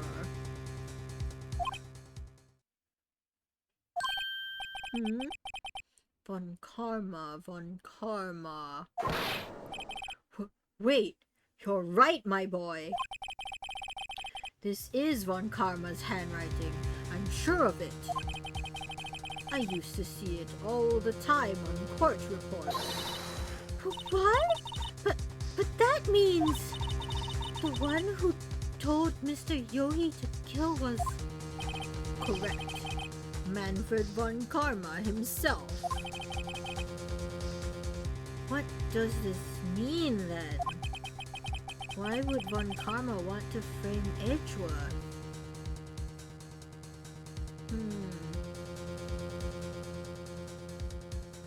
Why? We need motive.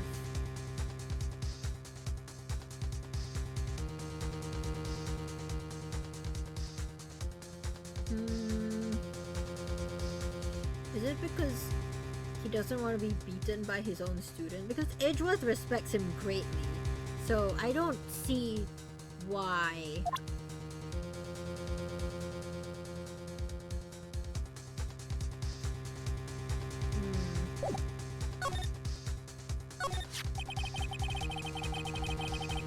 If it truly was Von Karma who wrote this letter, then he would know the truth. He would know that Miles Edgeworth had accidentally killed his own father. He'll say as much tomorrow in court, I should think. He'll press the point until the court finds Miles Edgeworth guilty. Oh no. But how could Von Karma know about Mr. Edgeworth's past like that? Even Mr. Edgeworth thought it was just a nightmare. That I do not know. Yet I do know that Von Karma is both persistent and a perfectionist. He may be seeking to satisfy a grudge against Gregory Edgeworth by hurting his son. What do you mean? It was 15 years ago. Von Karma met Gregory Edgeworth in court, and Von Karma did win, but he didn't make it through the trial unscarred. What happened in the trial between Edgeworth's dad and Von Karma? Von Karma got the guilty verdict he wanted. He won the trial, but Gregory Edgeworth accused Von Karma of faulty evidence. And though he lost the trial, Mr. Edgeworth's accusation stood. Faulty evidence? It was the only penalty Von Karma has ever received in his career as a prosecutor. Oh, that'll do it. Yeah, that's motive. Gregory Edgeworth dealt a blow to his perfect trial record. Wow, must have been quite a shock for Von Karma. He took a vacation for several months after that, you see. A vacation? Yes, an unusual event for the man. That was the first and last vacation he's taken in his many years of prosecuting. Really? He doesn't take vacations? Like, go to the sea or to the mountains? Don't tell me he's never been to Europe? You have strange ideas about vacations, Maya. In any case, that was the only time he took a vacation from work. I believe the penalty upset him quite a lot. Odd. If he wanted to keep a perfect record so badly, why would he take such a long vacation? What do we do, Nick? Von Karma is just going to bring up DL6. You can bet on it. What if Mr. Edgeworth pleads guilty to DL6? I won't let him. Yes, Mr. Wright. I hate to say this, but even accidental murder is murder, you know. I know that. I just believe in Edgeworth's innocence. I can't believe he'd kill someone. But Nick! Mr. Edgeworth admits it himself. His father must have lied to protect him from beyond the grave. I don't care. I know he's not guilty. Oh? Mr. Wright, if you say so, I suppose I could go check again. The police files might hold something of interest. Mr. Grossberg, thank you. I can't promise anything. In fact, I think the chances of finding something are slim. I understand. The police materials.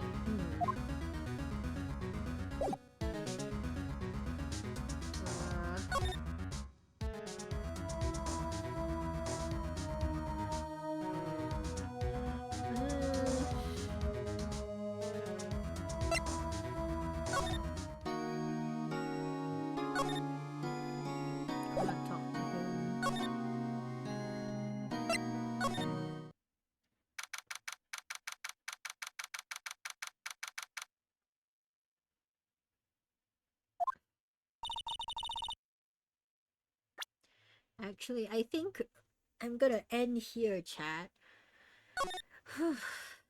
It's pretty late. And I think if I keep going, my voice is gonna give out. So I think now's a pretty good time to stop. That's a lot. That's a lot, you know?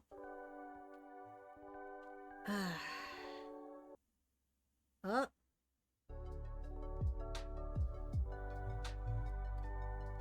Thank you for the stream. Thank you for coming and watching. Ooh, Bam is live. Let's raid Bam.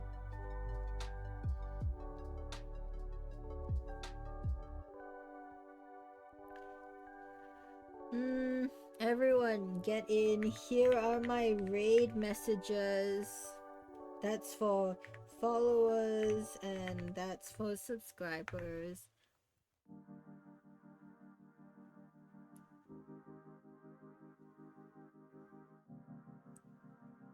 Everyone ready? Thank you everyone so much for coming. Remember, I'm Okana, your friendly immortal axolotl, and I'll see you next tide. Bye! Go raid, raid.